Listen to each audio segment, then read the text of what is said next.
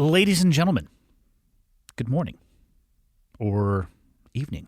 I have no idea when you consume this content. But before we get into the content, let's talk about the business side of the house that allows me to continue to do this. Today's episode of the podcast is brought to you by Blinkist. I'm trying to figure out the best way to describe this. It's an app that I choose to use on my phone and my iPad. And if you know me, you'll know that I'm not a fan of describing things as a hack. I really don't think that there are hacks, because what you're doing if you hack something is you're trying to short circuit the effort and work required. But what I will say about Blinkist is that it's one of the most productive tools. Actually, you know what? Productive isn't the right description. It's one of the most powerful resources that I currently have on my phone. It is very hard, if you have a life anything like my own, to find the time to sit down and read books, novels, fill in the blank in totality, and learn a ton. When you don't have free time, you can't read or work on your personal development. Enter Blinkist, an incredible app that solves this problem. I highly recommend it. Blinkist is very unique, and as I mentioned, it works on your phone or your tablet or your web browser, and it takes the best key takeaways, the need-to-know information from thousands of nonfiction books, and condenses them down to just 15 minutes that you can read or, in my case, listen to. The secret to a lot of people's success in the business world, when I read articles about them, very often I hear about their veracity when it comes to reading.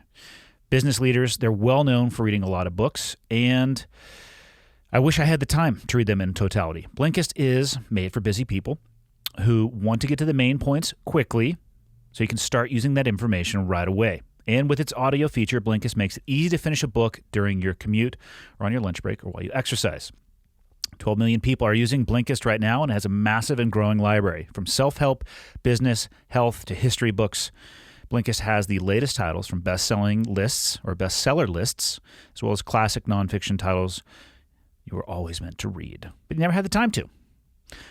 I use it because in 15 minutes, there's a lot of books that I want to read, and I have a drive every day to and from my house into town and then back, and I use it because it's easy for me to encapsulate the key features of the variety of nonfiction books that I always want to read. They stack up. I have more books that I want to read than I have time to read them. I use it most often in my vehicle. I switch back and forth between podcasts and the Blinkist playlist.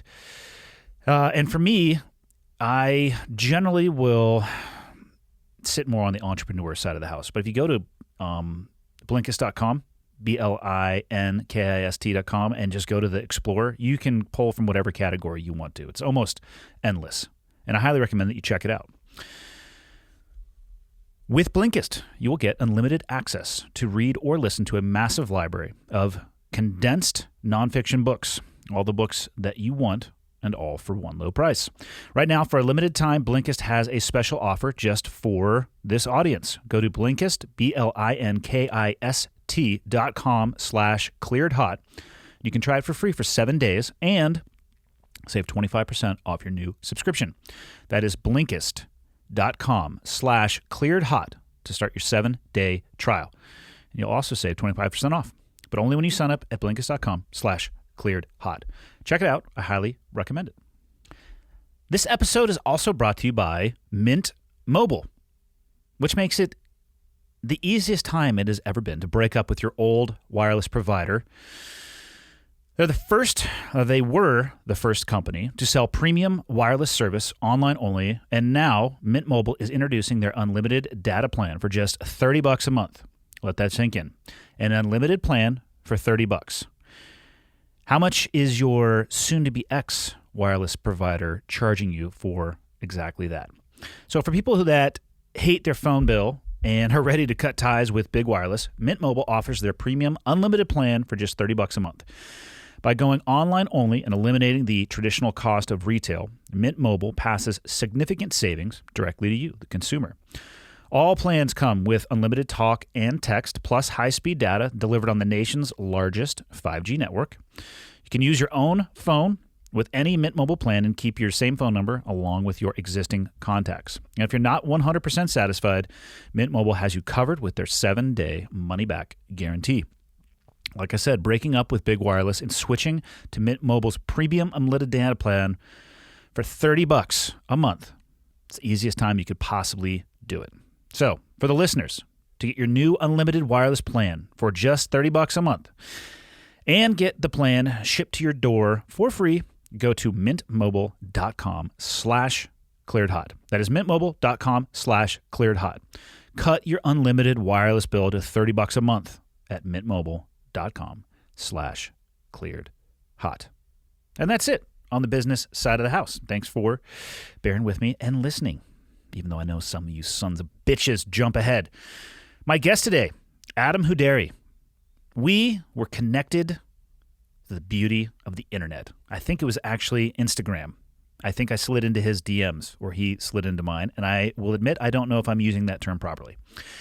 Adam, though, runs a pretty awesome Instagram page called Police Post. I almost called that Policed. Police, normal spelling, Posts, which is the world's largest training police platform on Instagram. They focus on education and training for police officers and the public through the real-world incidents that are happening all around us. So, I don't know if it's a spoiler alert or a disclaimer. If you follow this page, which I recommend that you do, some of these videos are very hard to watch. So what is Adam? Why is he doing this? And what background does he have? Well, he spent 7 years in law enforcement, 2 of them as a full-time training sergeant. He can, and we did on this episode, I had him speak at length about his experience and his perspective, and that's what he is using. That's the lens that he is looking through the posts on Police Posts through. He's also the founder and CEO of Effective Fitness Training, science and data-driven fitness program that specializes in developing more effective and prepared police officers. He's also in the middle of a never-ending love affair with jiu-jitsu. He is a blue belt, and I do not think he will become or go down the path that many blue belts do, which is quitting. It's been said that blue belts are the black belts of quitting. I don't see Adam quitting anytime soon. But now I'm going to shut up and let him speak for himself. Had an amazing time sitting down and talking with him, and I hope that the conversation that we had at least sparks conversation in the listeners. Episode number 152 with Adam Haidary. Enjoy. Okay, I got the red smoke. Gun run, north and south, west of the smoke, west of the smoke. Okay, copy, west of the smoke. I'm looking at danger close now. Come on with it, baby, give it to me, I need it. You're cleared hot. Copy, cleared hot. Oh, it's so bad. I just don't know enough about podcasting. Again, we talked You about have a podcast, and you just said... I do.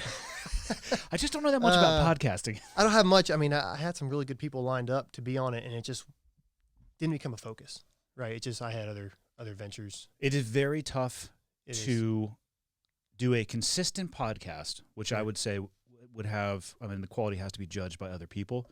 Sure. But it takes more probably than people would think. Like, actually, what we just started doing, I'm like, oh, this is so easy. Let's just have a conversation about the dumpster fire of 2020 and what's going on in your occupation. I actually just saw a picture. I was actually at the Kalispell Brewery not that long ago, and I just saw somebody scribbled. It said, "Make America Great Again," or "Make Trump Great Again," or something like that. And then it said right below it, "Hang Trump." It's a very weird time. It is. Last week there was, what do I call it? I'm trying to be descriptive yet polite. There's a World War II memorial down the street. If you go on Main Street and take a right, in like 2 blocks, there's a section of grass, and then there's a very obvious memorial to soldiers. That memorial is at risk of nothing, but occasionally it will have armed guards that are not on the payroll of anybody. I don't know where they come from. Sometimes it's Tuesday at like 4 p.m. Sure. Sometimes it's Sunday. I don't know what kind of watch schedule they are on, but they show up. So they were there the other day, and they were waving my favorite flag ever, which is Trump's head on Rambo's body, crossed 60 ammo with a machine. It's the most ridiculous. Let it eat, boys. Yeah, and so then across the street, there were 18 to 21-year-old young men and women. I'm going to assume their gender. I know that's touchy in this era. Holding up signs saying Black Lives Matter. We're all immigrants on stolen land. And again, express yourself however you want to. I just thought it was a very interesting juxtaposition. The people on the right-hand side of the street, as you were going the direction I was going, the right-hand side of the street was the memorial. Older group of people by a substantial margin. Left-hand side of the street, much younger, but with a very, very different message. It's a weird time we are navigating our way through. It is, and it's a very uneducated time. I would say that you have, you know exactly what I'm nodding my head in agreement. yeah. It's for multiple reasons, right? I mean, you look at just the political side, and you got this whole focus on law enforcement and public safety. Now the whole focus on the election, and it just people are just they see. And I don't know. I'm going to go back to the show, The Social Dilemma. Have you seen it on Netflix? I just finished it last week. Yeah. That one, if that doesn't get you to sit down in a quiet room for a few minutes to think about the world that we are interfacing in, and I was talking with somebody about it, and I forget, I said we were being manipulated. He says, no, man, we're being targeted. 100%. Well, I mean, it was a better description for sure. Sure. I mean, whenever I watched it, the first words out of my mouth were, holy fuck. And I wasn't surprised, right? Like, I wasn't surprised by the information that, I was receiving from it, but this is why people literally are hating each other right now. Yeah. This is why the divide is being created. And it's being created by a room of people in California. I don't even know if it's people anymore. Oh, okay. Yeah, that's right. You're talking about the artificial intelligence. Yeah, banks of software that is figuring out a way to occupy your time and then monetize your attention. So crazy. And it does, and I don't even remember if it was on that show, or maybe it was a conversation I was having recently, but somebody was saying, well, I just don't understand how people can think that way. But if it's all you're seeing, not that it makes it right or wrong, but it's all you know. And in a world where, I mean, we both have these smart devices, we have unlimited and unfettered access to information. And data. So much information. However, one of the things that was interesting me about that show was the Google searches. Right. Because we do have access to the data and to the portal, but it's giving you and I different searches depending on where we are geographically, what our history is. That's some devious shit, man. Exactly. It's so fine-tuned now and so monetized. Yeah. That it's scary. It's scary because money makes your brain now. And you can see it. Just Google a product, and it'll be in your Facebook feed, your Instagram feed, your fill in the blank feed. Right. It's actually startling. It's impressive how fast it is. It's so crazy. It's so crazy. Like, it's just, again, since basically what you could probably say since March of this year, right? Since March of 2020. So I left law enforcement March of 2020, right before George Floyd. And from then I was able to take kind of more of an outside, obviously probably more pro law enforcement perspective on things. But I also have friends that are not pro law enforcement. You took a more pro law enforcement stance after leaving law enforcement? No. I'm saying just like my headspace, just like my overall, gotcha, how I feel. I mean, obviously I was a cop for 7 years, right? So I have that experience. But for me, it was trying to understand where everybody else was coming from, right? Like why people felt targeted, why. And so, I asked, why do you feel this way? Well, man, I've had this encounter. My friends had this encounter. Okay, well, I'm also a man of facts and data and statistics. So, like, why did he have this encounter? And I just want more, right? I just don't want to say, he was like, man, these cops stopped me on the side of the road. Man, I was doing nothing wrong. I was like, were you doing nothing wrong? What time was it? Well, it was 2 o'clock in the morning. What were you doing out at 2 o'clock in the morning? You know what I mean? It's like, it kind of compounds on there. And it's just a very interesting time for, I think people need to listen more. And that's what I've been trying to really do with my experience. And I try to explain to them why cops do things that they do. Right. And I think that's where a lot of people, well, why they need to do it. Like, probably the biggest one is, why do I need to get out of the car? Right. Well, if a cop has you on a lawful traffic stop, they can ask you out of the car, whether you're speeding or you're trafficking people. Are you obligated to exit the vehicle? You are. There is case law on that, right? So you have. What if you are a sovereign citizen? Well, then. Those are my favorite fucking YouTube videos. I'm sorry. Well, then you get removed from the AC vent. You have to, and for people who don't know what I'm talking about, there's some amazing ones. I used to live in San Diego near the border, and the sovereign citizen people, I don't know why, they love to fuck with Border Patrol people, especially at the Border Patrol stations that are not directly associated with the border. Right. And they start asking Border Patrol, let me see your ID. Sure. Right. Yeah. They're, I'm traveling, not driving. And this the thing is, when you deal with those types of people, right, you know where it's going to go. And it's funny for me to watch. I can't imagine being in an occupation where you're forced to deal with that, because I can just click to the monkey juggling on a unicycle, which is the next video. Because you're told to click that from the IA, from your previous researches. So it's actually pretty funny, man. Like when you really think about it, right? YouTube has either become law enforcement's best friend or law enforcement's worst friend, because you see both sides of the spectrum, right? You see where cops and there's cops that I know that we'll watch videos together and be like, what the fuck is this cop thinking? Like, just walk away, bro.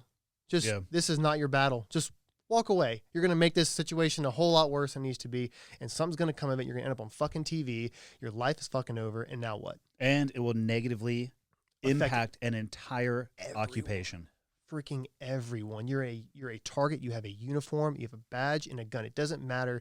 And plus, like, you've seen it on Facebook where people just screaming at each other, and then it's just usually just a cop standing there, just taking it. Even black cops of color, they're female cops. They're taking it from people going, you don't blah blah blah, and they're just like.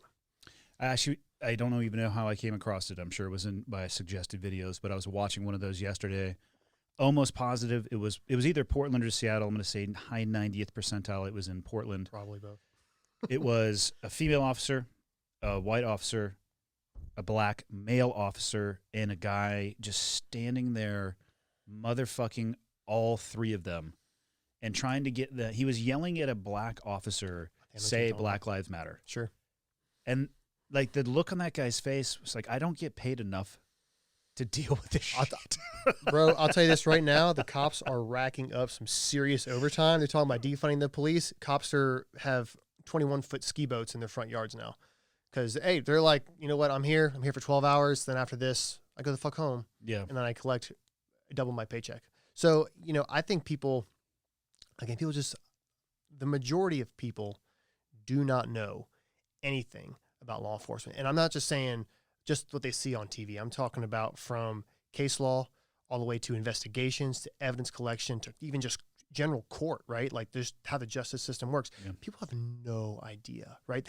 Especially use of force. That's probably obviously the most talked about situation. Obviously George Floyd kind of sparked that. And I think we can all agree that was a terrible, horrific situation that should have never happened, right? On that note, what do you, coming from a guy who served for 7 years in that capacity, sure, what do you think would be the reasonable outcome for those officers? Because I believe two of them, correct, we're talking the wrapping was barely off of the box on those guys. They were new. I think within a week. Yeah, they were new. So you got to look at most people, just to kind of give it in a perspective, the average person, I guess you could say the public or civilian, right? 2 to 3 critical incidents in their entire life. Okay. The average police officer in a 25-year career is about 800 plus. So you're talking a lot of experience, a lot of stress, a lot of things. And, I know you've talked with Joe about this and Jocko about decompression, right? It's huge. Yep. It's huge, and it's not utilized, right? In law enforcement. So when you look at somebody who's that young, dealing with a brand new critical incident, which I would say that's a pretty critical incident if you ask me, right? You have a man, obviously he's intoxicated, right? At the time, he was a big guy. George Floyd was a huge man, right? So you have also people starting to crowd, take videos, so now you have other possible threats around you. They're probably like, I just don't know what to do. I'm just going to focus on him. We have an experienced officer handling the situation. That's probably one thing in their mind, right? Simple stuff. Yeah. Do I think that they should be held accountable? I believe it's a very tricky question because I'm not the jury on this one.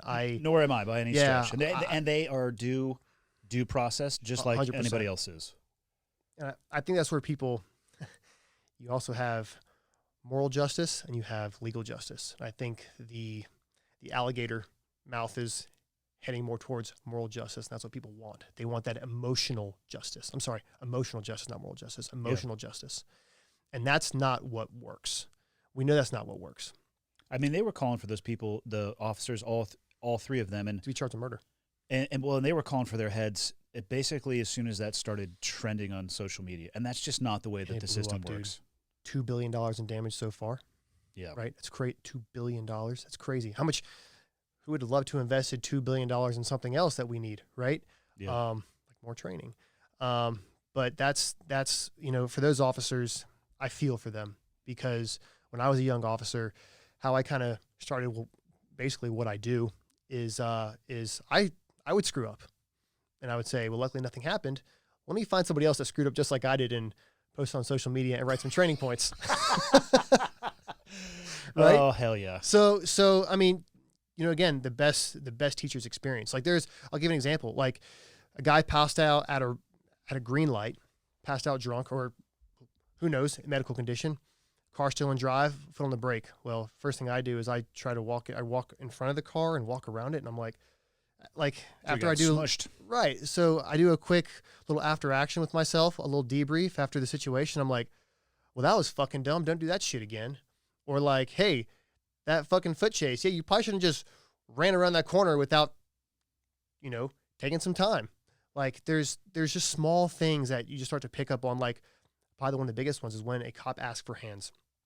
Let me see your hands or don't move, right? I prefer don't move because when you say, let me see your hands, you're expecting movement, right? Yeah. So if you say don't move and then they move, you're like, well, I gave a command of don't move. They reach into their pockets and they grab something, right? So for example, if you say, let me see your hands and they don't show you your hands, it's 100% deadly force coverage 100% of the time.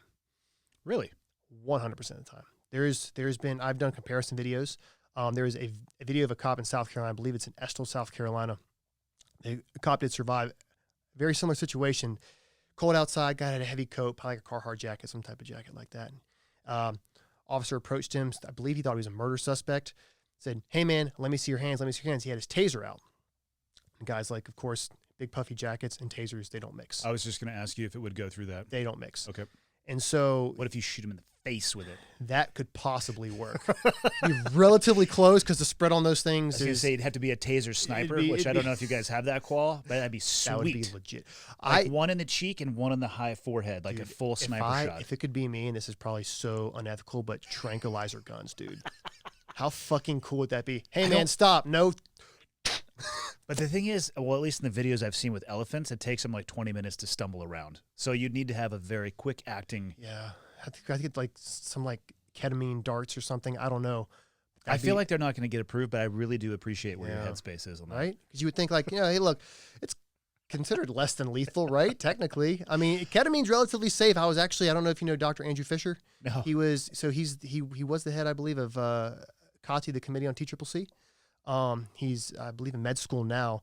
He was a ranger. He kind of deployed several times. He's the one that would, I guess, help recommend all the tourniquets and all kind of med gear. TCCC, for people listening, is essentially live tissue training.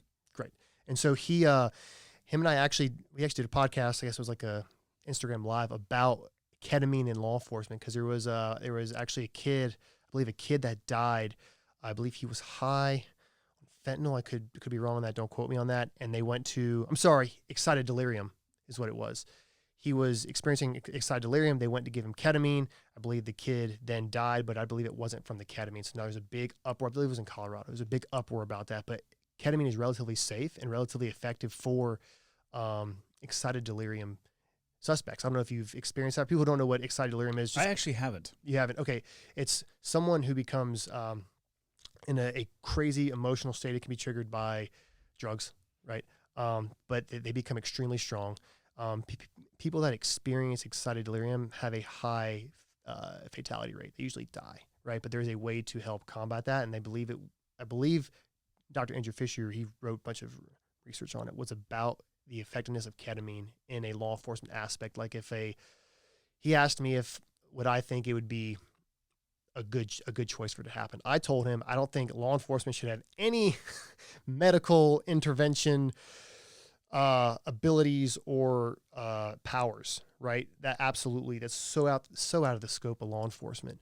But I think something such as ketamine in an EMS setting or like an EMT setting, absolutely. If it saves lives, then absolutely do it. But back to the it might save that one person's life. Sure, right? Because that's where they were.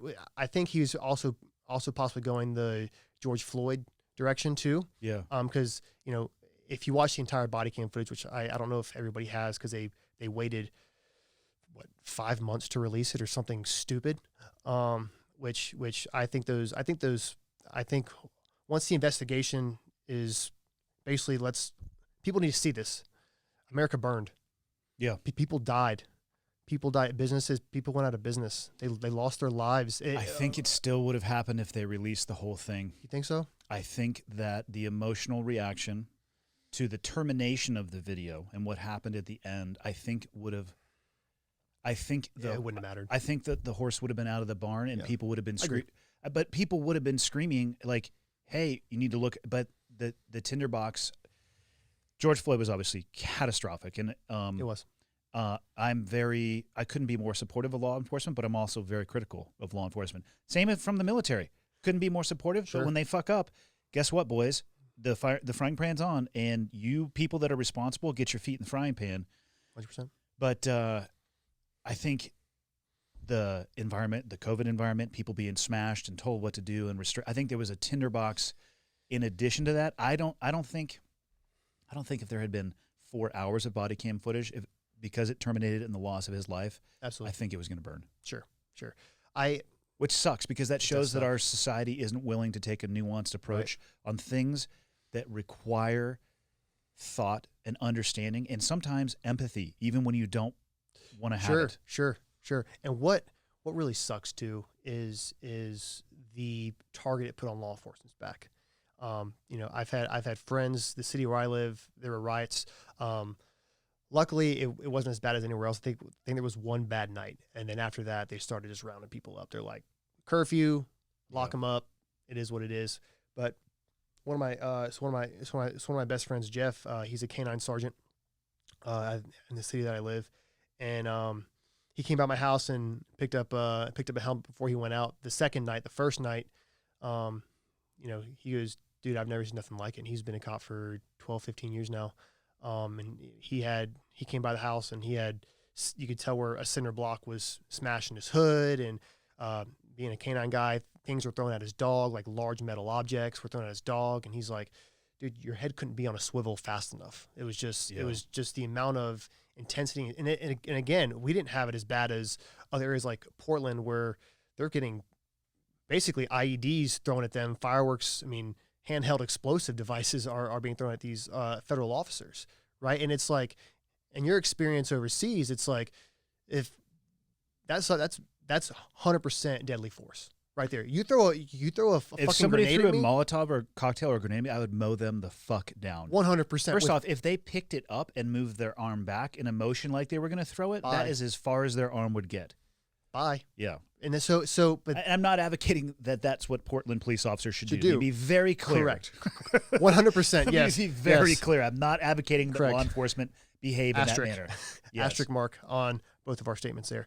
But at the same time, on the spectrum of use of force, right, that would give you great bodily harm or death 100% of the time. Absolutely. Right? A brick, frozen water bottle, trash can lid. To be honest, a pile of, I'm seeing them tape together fireworks and use them as basically handheld torches in the faces of officers. Like that, to me, that's crazy, bro. An exigent threat. Like that's a threat to 100%. Your life limit eyesight.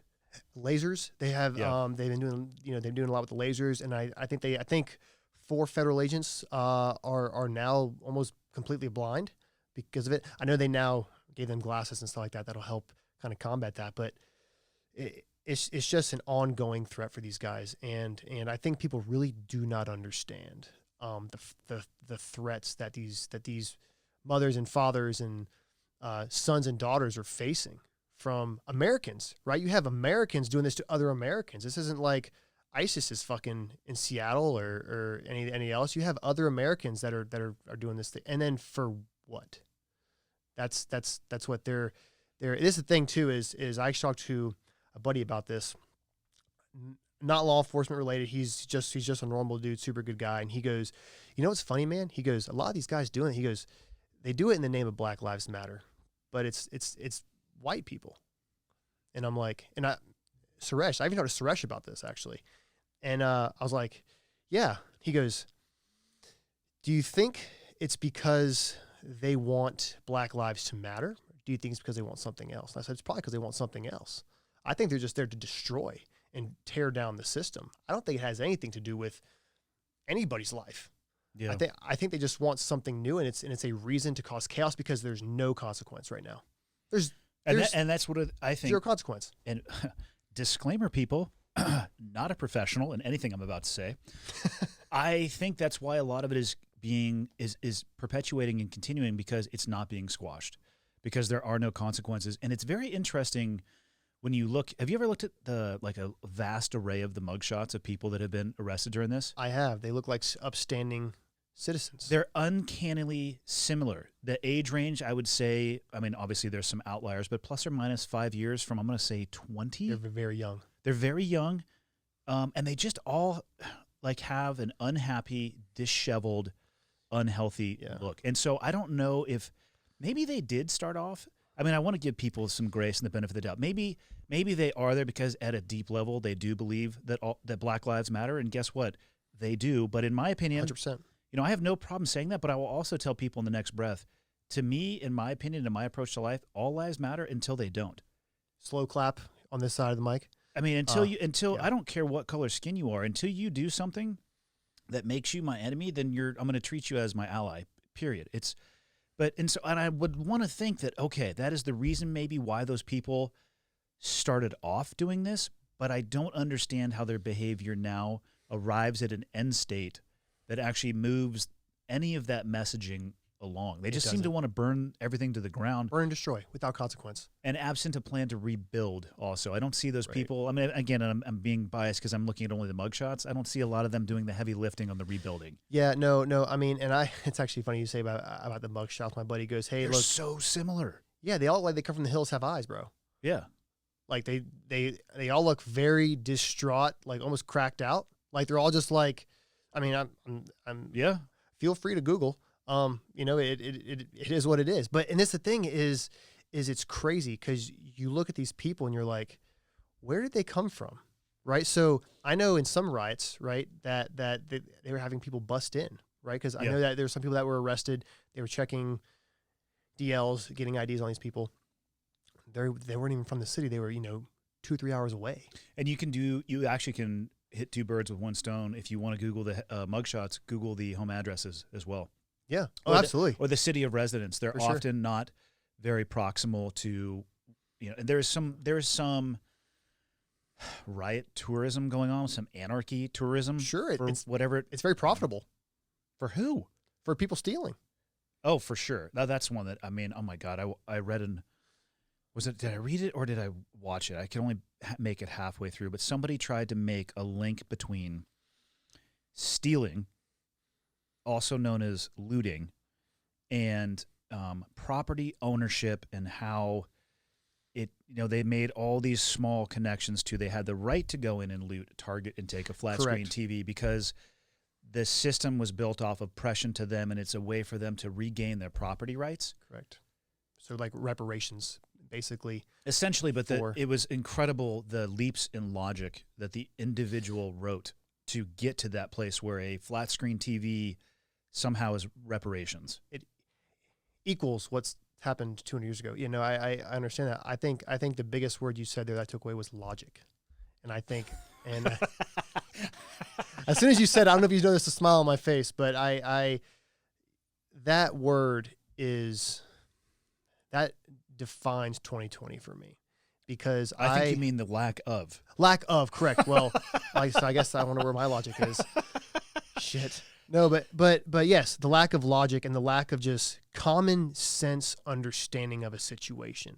Like we talk about, again, me coming from a law enforcement perspective, I studied it my entire life. I watch about 2 hours of body cam footage a day. I do have friends, people. But I train, I study body cam footage. Why? Because of the platform, because people need to know. And whenever I talk to my friends, I can describe to them why cops do what they do, right? And a lot of that, you know, and all of a sudden I'll get some random blurb of, oh, cops do this, and I'm like, oh my God, but okay, why? Like, for example, why do cops ask people to step out of the vehicle? Why? I mean, I look at it from a tactical perspective. 100%. In a vehicle, you have the opportunity to hide and obscure portions of your body. You can hide things underneath you. If I can take a position of cover, either behind my engine block or behind one of the columns of your car, and pull you towards me, I'm resetting the tactical position or the tactical situation. To your advantage. Correct. Or at least leveling the playing field. Correct. So even if you had less tactical experience, right, knowing how to manipulate a vehicle for cover, right, and then, so let's say that person has no concept of that, right, but a cop does. A cop still has to leave his vehicle and walk, right, into what we call like a dead man zone, right, that space between the cop's vehicle and their vehicle. Yeah. So a person could be sitting there with a gun at their chest right behind the B pillar, just like this, and until a cop was able to actually see, whether it's I prefer the passenger side approach. Yep. For that The reason. camera just shut off, and I don't know why. That's right. I almost never use that angle. We're good. Only use it for the first one. I thought angle's what matters. It is, but we still got these two. We're going to pretend that didn't happen. Sweet. Carry on. Be calm. Hidden pistol. Be calm. Hidden pistol. Continue. But yeah, no, and that's where it's like, well, hey, if I ask them out of the car, all that's away. It's gone. Right. So now the tactical advantage is me versus the person, unless obviously there's, other occupants in the vehicle, which are also possible threats. But again, if it's just me and you, I can say, hey man, you got any weapons on you? You mind if I pat you down? Blah, blah, blah, blah, that whole rigmarole. But at the same time, that's why you ask somebody to step out of the car. Yeah. Because I don't know you and you don't know me. So let's have that mutual respect, right? Like, I'm here to do a job, right? Hey, I pulled you over. And one thing that really pisses me off that cops do is like, I understand cops don't have to state a reason for pulling someone over. I always did. If it was traffic related, if it was anything more like I knew they had warrants or something like that, I would probably verbal judo them out of the car, right? And then, how would you know they had warrants? You sniffing people on a little LPR action? The more you know. No, LPRs are common knowledge. License plate reader people. So that you can run them, but at the same time, or it's like, hey man, I know that guy. Like, you get updates, you get updates. Repeat customers. They occur pretty often in law enforcement, right? Because especially in these northern cities right now, where basically you can rape someone, go to jail, and you're out less than 24 hours. I have a buddy I just talked to who works for NYPD. May God rest every officer that works at NYPD soul. That's a whole other topic, but they're hurting right now. Bad. They are leaving. There was like 400% people are trying to leave the NYPD, and they had to put a cap on the amount of people that could leave right now because it's just everybody's like, why? We can't do our job. We can't.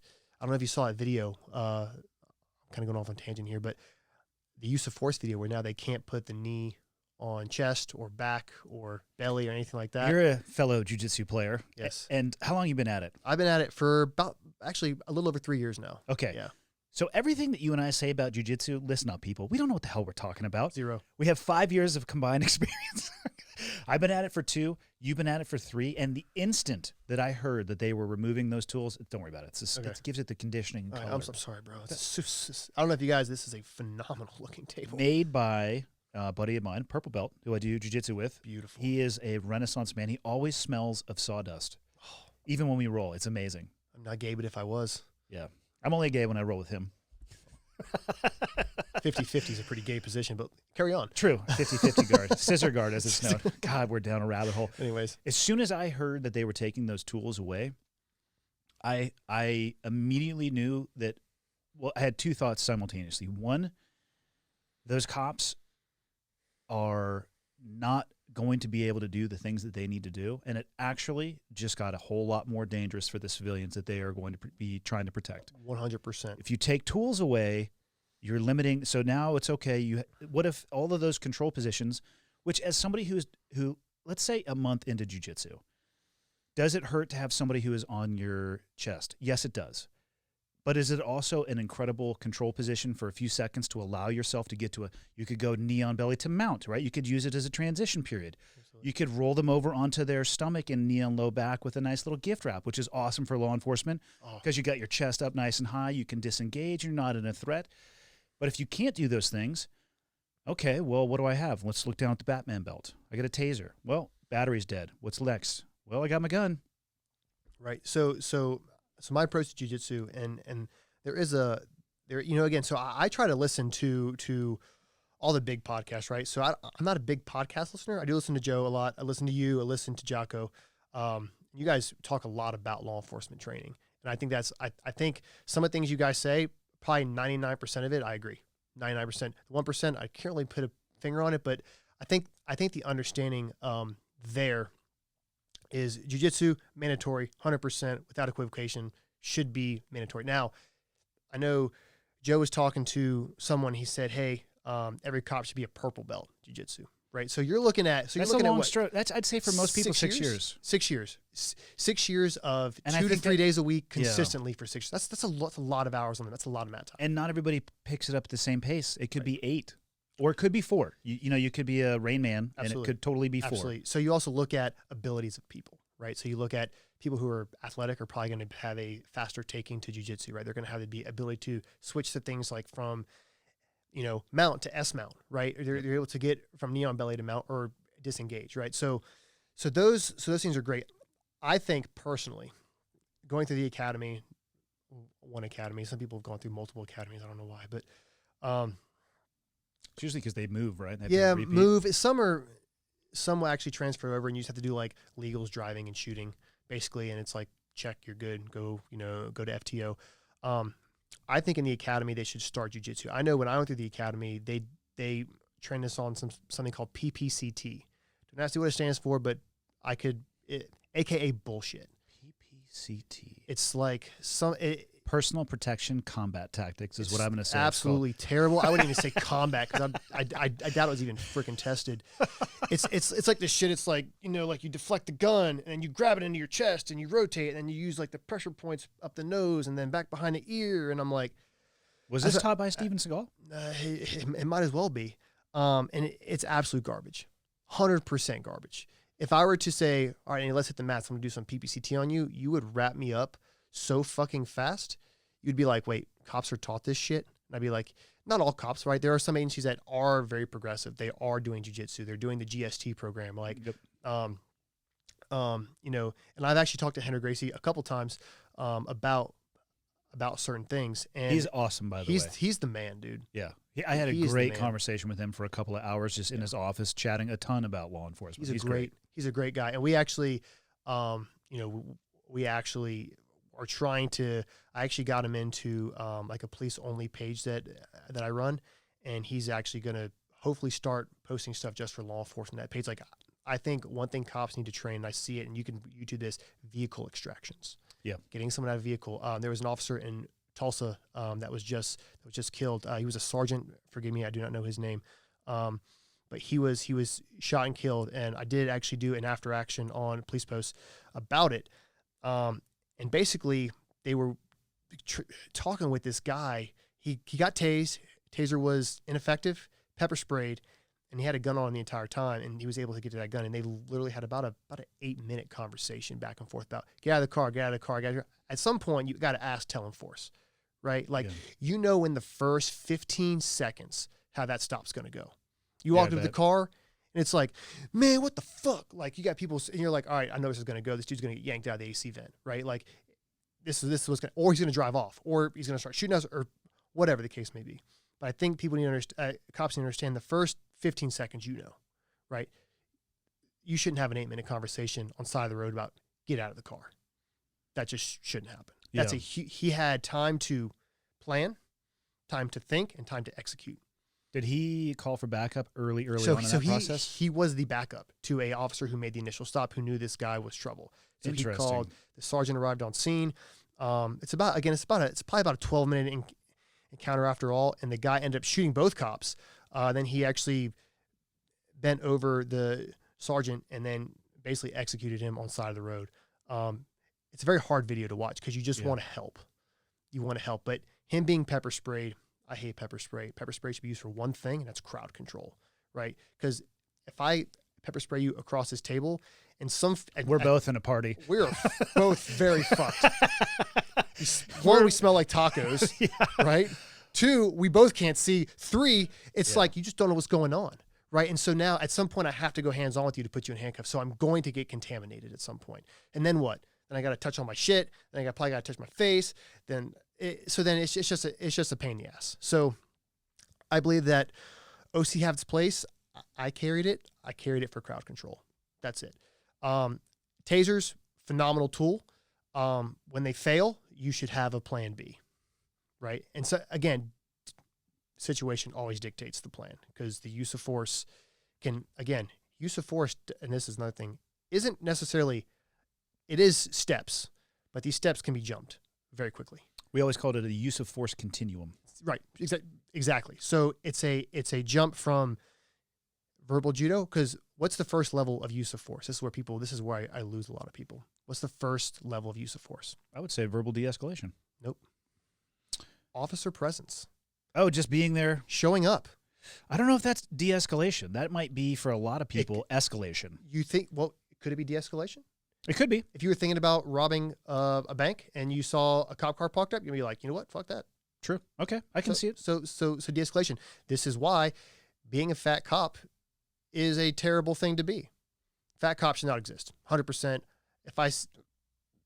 Obese, tactical girthy, tactically heavy. No. Did you just say tactical girthy? Tactically girthy. That's awesome. I always call them Meal Team 6.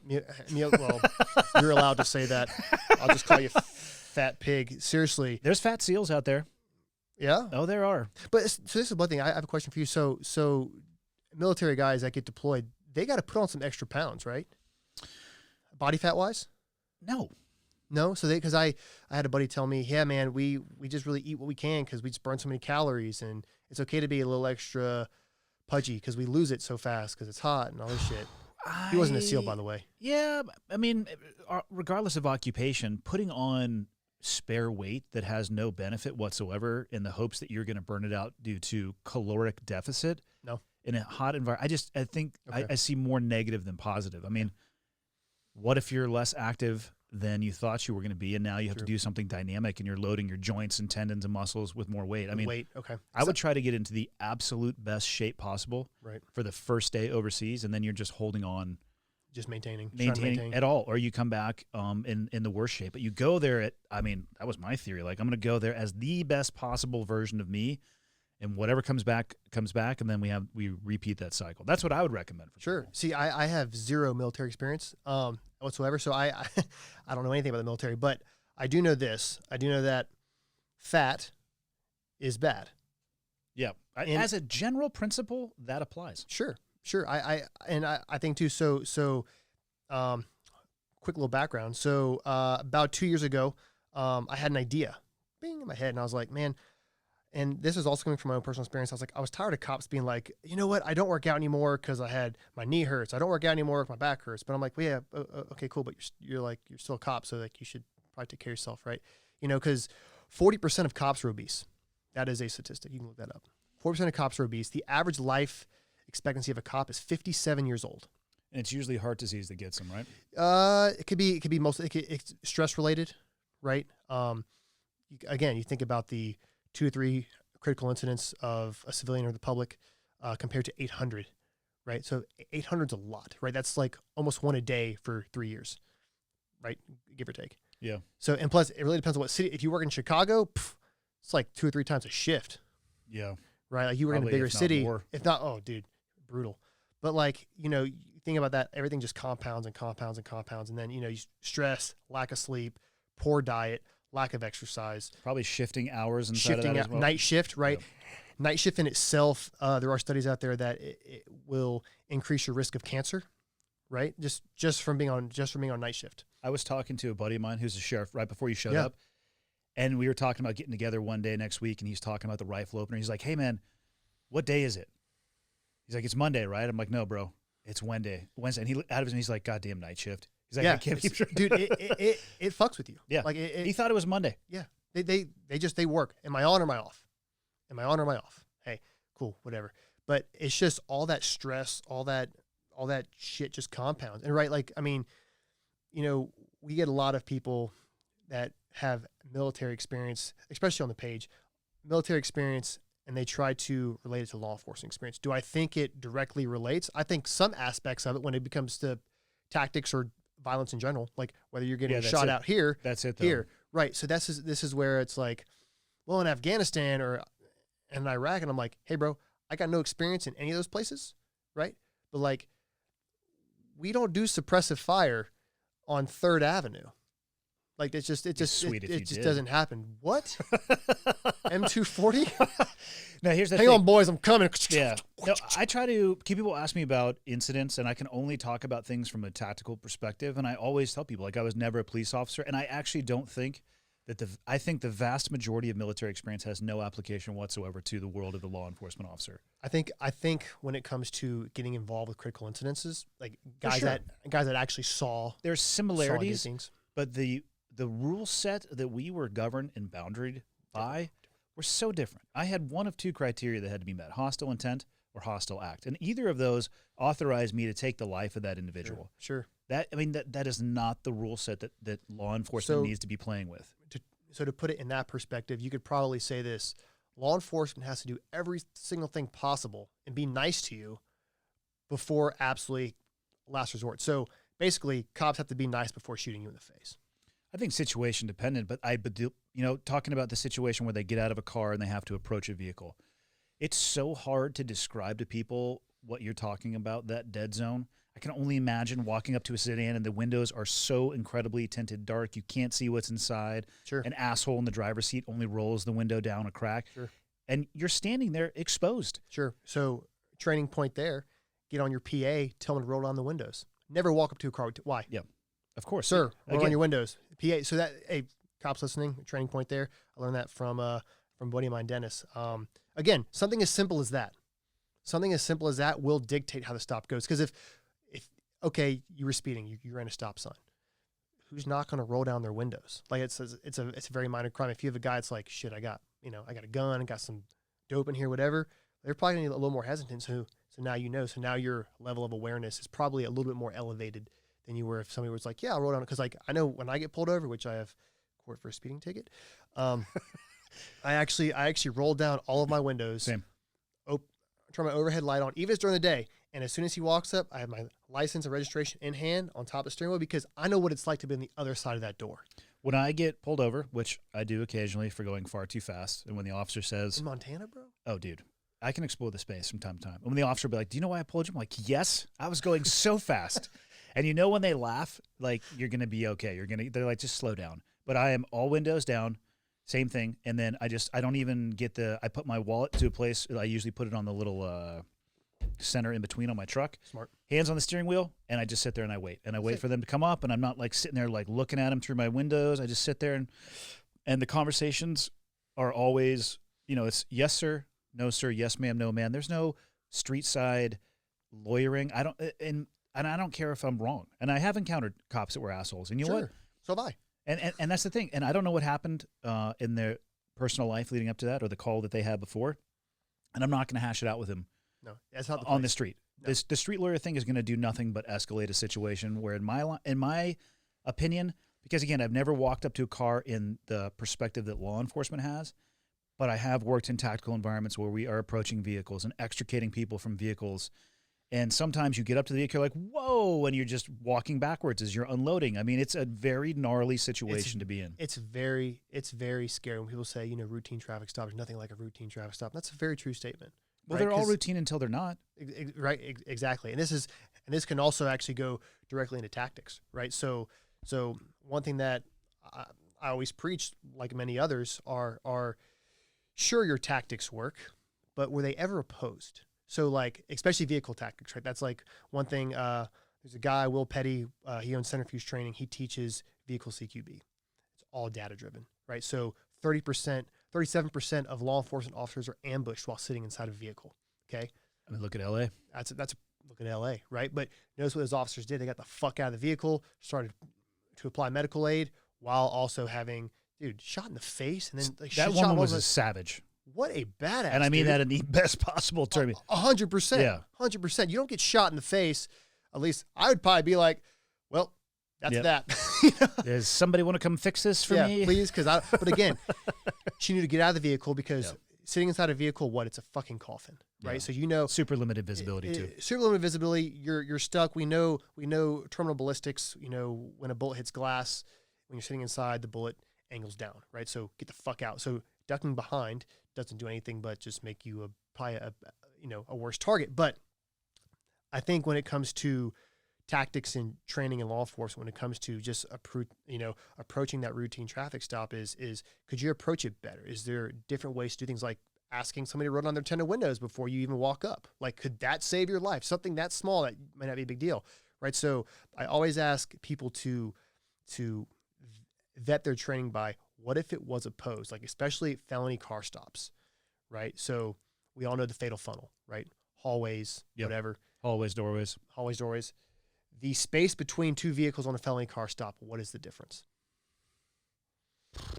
What does it do? Less drywall. You know, it's drywall. It's about the only difference. Limits mobility, right? Because Yeah. mobility is survivability, Yep. right? So something as simple as that on a felony car stop, don't stand in between two vehicles. Because if he starts mowing you down, where are you going to go? You're going to be a fucking ping pong ball, right? So, hey guys, on our vehicle stops, maybe we should go to the back outside. Let's get mass in between us. Yeah. And it's something as simple as that. And pull people to you. You don't. Oh my God, yes. Managing your space and distance. You have tools that give you the ability to provide security and space. 100%. And to use the tinted window example, if you walk up to the column right by the driver's side window and you're a foot from the people in the back seat and you can't see them, you've just taken away all of that space and distance that 100%. your tools can provide. I mean, we went from, in the mid 2000s, call it 2006, 2007, we were doing dynamic entries. We were running through structures. We were dynamically entering rooms to an environment where we didn't do that unless it was a hostage rescue. We would isolate and contain, find a safe position, get an interpreter up, and pull everybody to us. Why would I go into your house when I can pull you out of the house? Right. And then we have ways and technology that we can ensure that the house is actually empty. You could send a canine in, using your tools that provide that safety, distance, and security, and the survivability of the guys. 100%. And I think you hit on the nail on the head right there. Canine, very underutilized tool in law enforcement. They are expensive, right? So is an insurance policy on a human life. Affirmative. I actually had the privilege of training a green German Shepherd. For those who don't know what green is, it's basically a brand new, untrained German Shepherd, from a puppy all the way to basically a police dog. So I have a pet at home. His name is Gilly. He is a personal protection dog now. But I trained like a police dog because I wanted to get in that mind space of how it works and train with sheriff's offices really from all over the Southeast. And I was so blessed to have that opportunity. And it's really crazy. You talk about bringing people out to you. It's crazy that when you have somebody who's in a car and they refuse to come out, they hear that dog bark and they're like, you know what? Fuck this. Yeah, you can either come out or the land shark's coming through the window. It's a equalizer, 100%. And it's the thing is that great tactics with a phenomenal canine, you are almost an unstoppable force. Because again, people don't understand, like, what is the purpose of a dog in a violent encounter, right? Like, the purpose is for that dog to give the officer 3 to 5 seconds of opportunity to escalate or de-escalate the situation. That's it. It's a tool. A canine is a tool, right? It's not a pet. It shouldn't have feelings attached to it. It does, because, of course, they're your partner to a degree. It's your partner. Phenomenal tool. Dope work, right? Again, it's a game changer. Just having canine back you up on a traffic stop, my confidence level, my spider senses, that threshold increases. Is there like a button that lets them out of the car? Yeah. They have a little quick button. And there's, again, some people train dogs differently. They hit that button and the dog's already has target acquisition on the bad guy. If the bad guy takes off, the canine officer can hit the button. The dog deploys and goes straight to that person. Does it just pop a door usually? Yeah. It just pops a door. Or I got a buddy, he will hit his button. The dog will come straight to a heel. Like, he doesn't have to say a word. That's just how he trains. Dog comes straight to a heel. Interesting. and then then he can send that dog. But again, when it comes to bringing people back to you, you send the dog on a long line, bites the guy, just pull him back. Because those dogs, I mean, their bite pressure is astronomical. I don't know if you've ever been in a bite suit before. Oh, I have. You have. And the scar on my face is from feeding a dog. You're not supposed to catch him with your face, bro. No, I was just giving a military working dog a little bit of love. I thought we were friends. I had given him some snacks over that deployment, and I stood up, which the handler, thank God, he was Johnny on the spot and jerked it back. Yeah. And I was just standing up, and I think it was just a postural move, and he snapped. They'll And fuck then you up. I felt my T-shirt getting red, and I said, I will be walking to medical. It didn't hurt at all. I was just like, my shirt's warm. I'll be going down the hallway, and I walked into medical, and they're like, blood! Dude, they are incredible tools. Swing that mic in front of your face a little bit. Sorry about that. No, just swing it over. Look at this whole thing. Look at this. Oh my God, so much. I need this mobility in my life. There you go. Right. That sucker. Okay. Yeah. No. I think it's a phenomenal tool. Again, they are expensive. Actually, I've been seeing more agencies now, or more, I guess, probably more cities start to use dogs less because of bad bites. I've actually heard, I forget the department, but I believe it was a relatively major one. They are no longer, the working dogs that they have on now will be the last ones that they have that are going to be a multi-use. It's a travesty. It is. And it's to be honest, to me, it's the same thing as removing the ability to restrain people from the NYC officers. You're taking another tool away. You're taking tools, and I think people understand too. This is going to a different subject here. Is they said cops should be held to a higher standard. I do agree. I do agree to an extent. Cops are people, right? Cops need to be better. Okay, well, you know where cops come from? Society. There's not like a farm where they're like, hey man, did you water the troopers today? Did you water the sheriff's office? No, they are people. They come from society. They make mistakes. They fuck up. As seen, there are plenty of anti-cop or cop accountability pages out there, and I am 100% for accountability, without a doubt, 100% for accountability. If you fuck up, well then, this is the job you wanted, right? And this is also where it comes to training. I think a lot of these incidents could be stuck. And again, this is my meat and potatoes. So I left law enforcement as a full-time training sergeant. I was a training sergeant for 2 years. And I was actually able to implement a TAC Med program into my agency, which is crazy because I left in March 2020. So you think about 2018, 2019, I just got my guys tourniquets in 2018. So just let that sink in, right? So you talk about, that's disturbing, actually. It's very sad. It's very sad. So with that being said, it's now starting to be a little more, after the Vegas incident. How many tourniquets did they each have? So they were issued one. I have been in places where that needed up to 6 to stop the bleeding. Sure, right. So you look at lower extremities, right? At least 2. Yeah. Right. So it's not a magic wand. It's not a magic wand. And we actually, a buddy of mine he was in an officer involved shooting. We actually went to college together, ended up on the same agency. He was an officer involved shooting, ended up being a good shoot. Dude tried to run him over. He tried to run him over basically. So he contact shot to the bicep. Okay. A 40 cal. So obviously massive tissue damage. Massive tissue damage. Contact shot means the barrel of the rifle was contacting the skin. Pistol, which also means that the gas coming out of the barrel of the pistol goes into the body cavity, in this case, the bicep. Which then it expands upwards of, could be a foot. So it was a mess. I texted him that night, hey bro, you good? Just yes, no, I'm not, whatever. He said, yes, I'm good, we're good. And then his next text was, I'm a tourniquet believer. And that was all he said. So I heard from him for the next week. And so I ended up being able to do a debrief with him about the situation. He goes, dude, I remembered just what you said, high and tight. Yep. And I said, that's all you need to do, remember. He goes, it shut it off like a faucet. And I was like, again, slow clap, right? And this was literally 6 months after we implemented tourniquets into. So now that's awesome. It's crazy. So that also gave me the confidence. As I was like, hey, brass, admin, assholes at the top, that what the worst thing that happens to you is a fucking paper cut, right? Like, get us the gear they need. This is a huge problem. And the research and data has already been done on that subject. It's not like you need to reprove the validity of a tourniquet.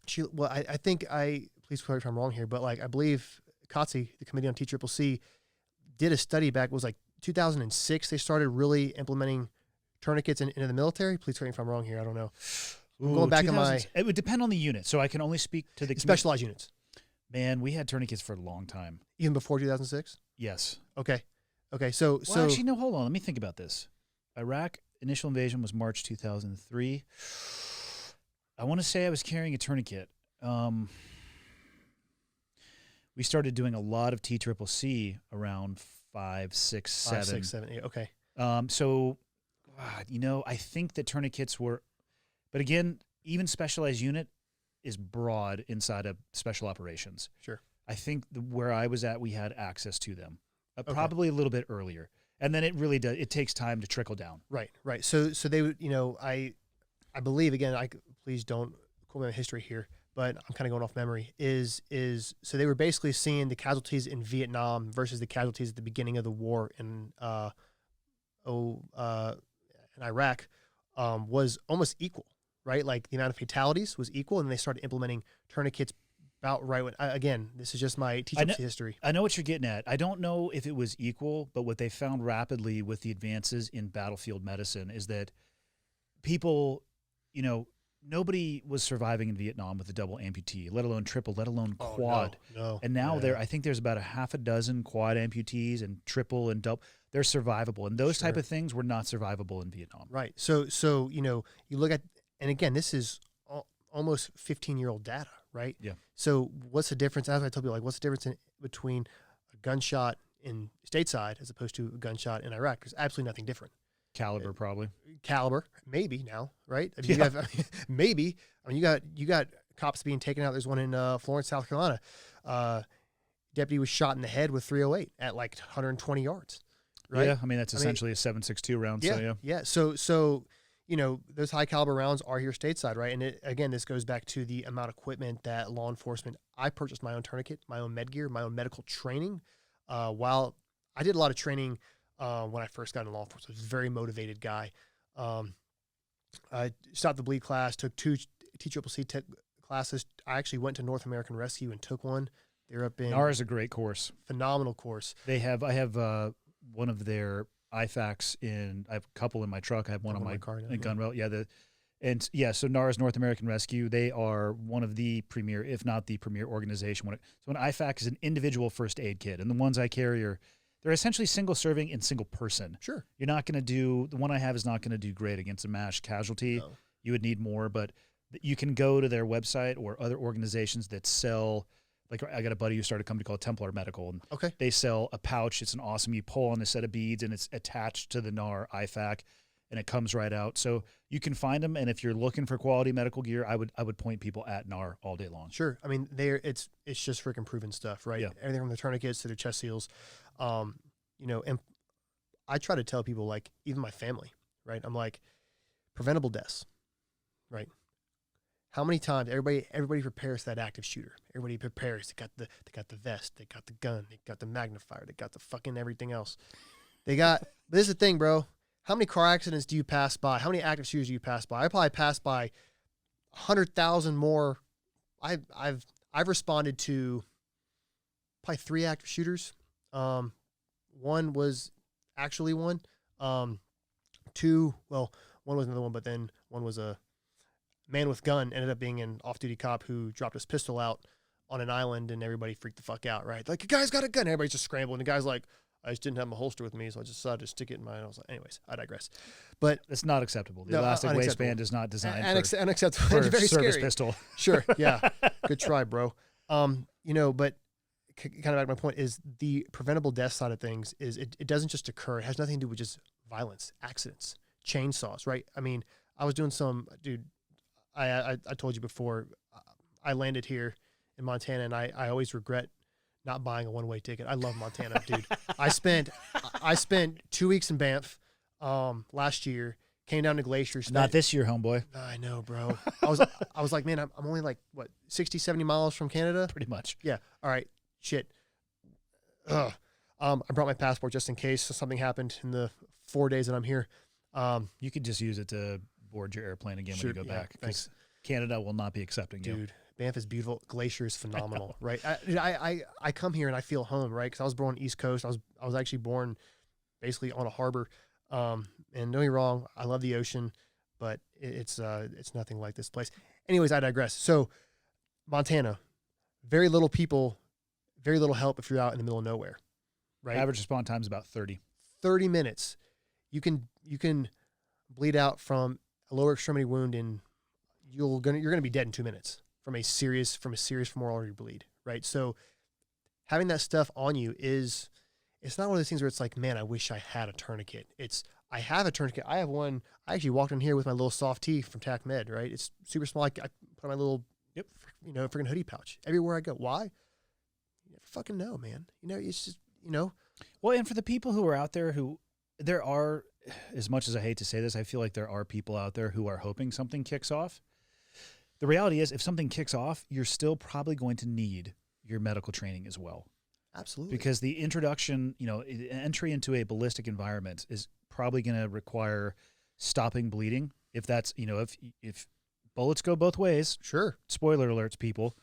So, and also backdrop is important. A lot of people don't pay attention to that. So get into a little gunfight. There might be people injured who you don't want to be injured. And then it's going to be your medical training that saves the day. Right. In addition to your skills on your purpose-driven tools. Yeah. But you need to have both. And your level of fitness. Kind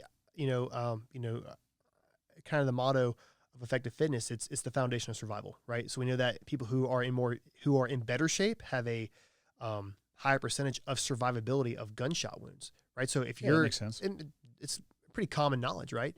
But yet I still see people fat. Anyways, I think there's so much that plays into medical care response time, right? You think about what all entails to, but you have to be such a well-rounded individual, right? Like to be truly prepared. You have to be so well-rounded, especially for law enforcement. And that's where I think people see cops and they're like, oh, I know this cop, he's 275 pounds and he can barely get out. I've seen a YouTube video, it's actually pretty fucking funny. A guy was at a Hardee's and he parked really close to a cop car and the cop was eating at Hardee's and he went to go back and he couldn't get inside of his car. The cop couldn't? The cop could not, because they were like, oh, this fucking jackass, right? Like, it's funny. Like, you think about that, and then you think about, well, what if you had to get to my kid? Yeah, I was going to say, it's funny until that's the responding officer in a life-threatening emergency. And then it's not involving fucking you. funny. At all. It's not fucking funny. And so that's why, like, I try to tell people, it's like, just, you don't have to do much. This is what hurts my brain, is, well, my agency should provide this for you. Well, they're fucking not, and you wanted to do this job. So go train. My first day of jiu-jitsu, why I want to train jiu-jitsu is, one, I had some guys there's a guy I used to work with. He's a brown belt now. He's about to get his black belt. Dude's a stud. He would take us and he would just obviously manhandle fucking everyone. Like, come here, men. We're going to do some training, and by that I mean you're going to be my training dummies. Basically, he was wearing a clown mask as he was asking me, "Hey, bro, you want to go train some jiu-jitsu sometime?" Really, he was asking, was like, "I really want to try out this new mount escape or mount submission on you," which I regretted. But my first thing is, I was actually going to a guy had warrants. I was going to place him under arrest. And I went to grab his hand, and he moved in a way where my go-to move, where it was basically kind of like semi-arm drag, right? Didn't really work. And at that point, I had no more options in my brain.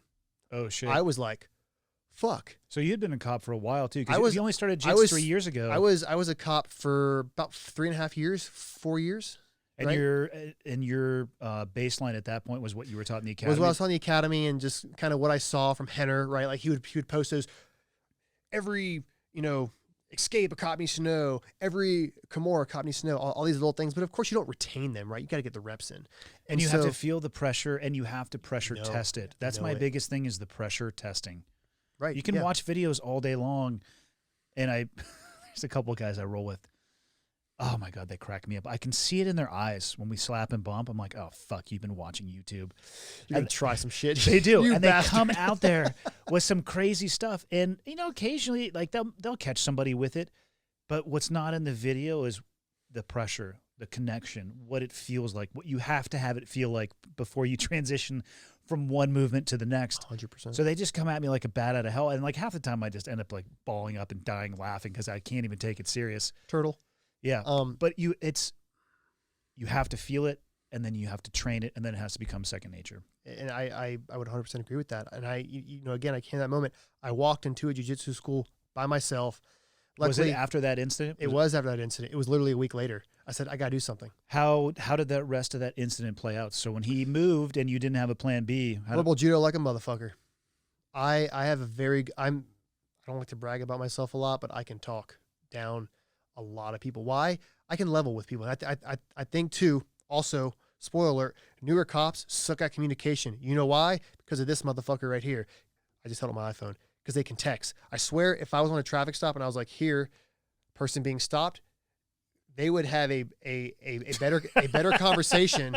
Hey man, we're gonna send you a walkie-talkie with some text. Can you text this traffic stop? And they would probably be able to emoji and all kinds of GIF it. They could freaking GIF their way out of into a traffic stop. But at the same time, it's like the ability to communicate with somebody, to level with somebody. Hey man, I understand. Look, like I'll give you a situation.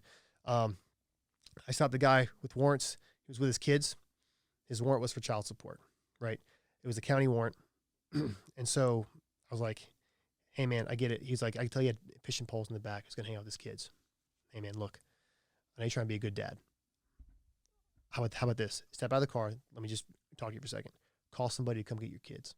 I won't put you in handcuffs, but I'm going to pat you down, make sure everything's good. I said, if you fuck up, we're going to have a problem. I'm doing this for your kids. You know what? Cool as shit. County came, took him off. But right before he left, he goes, you cool, man. You cool.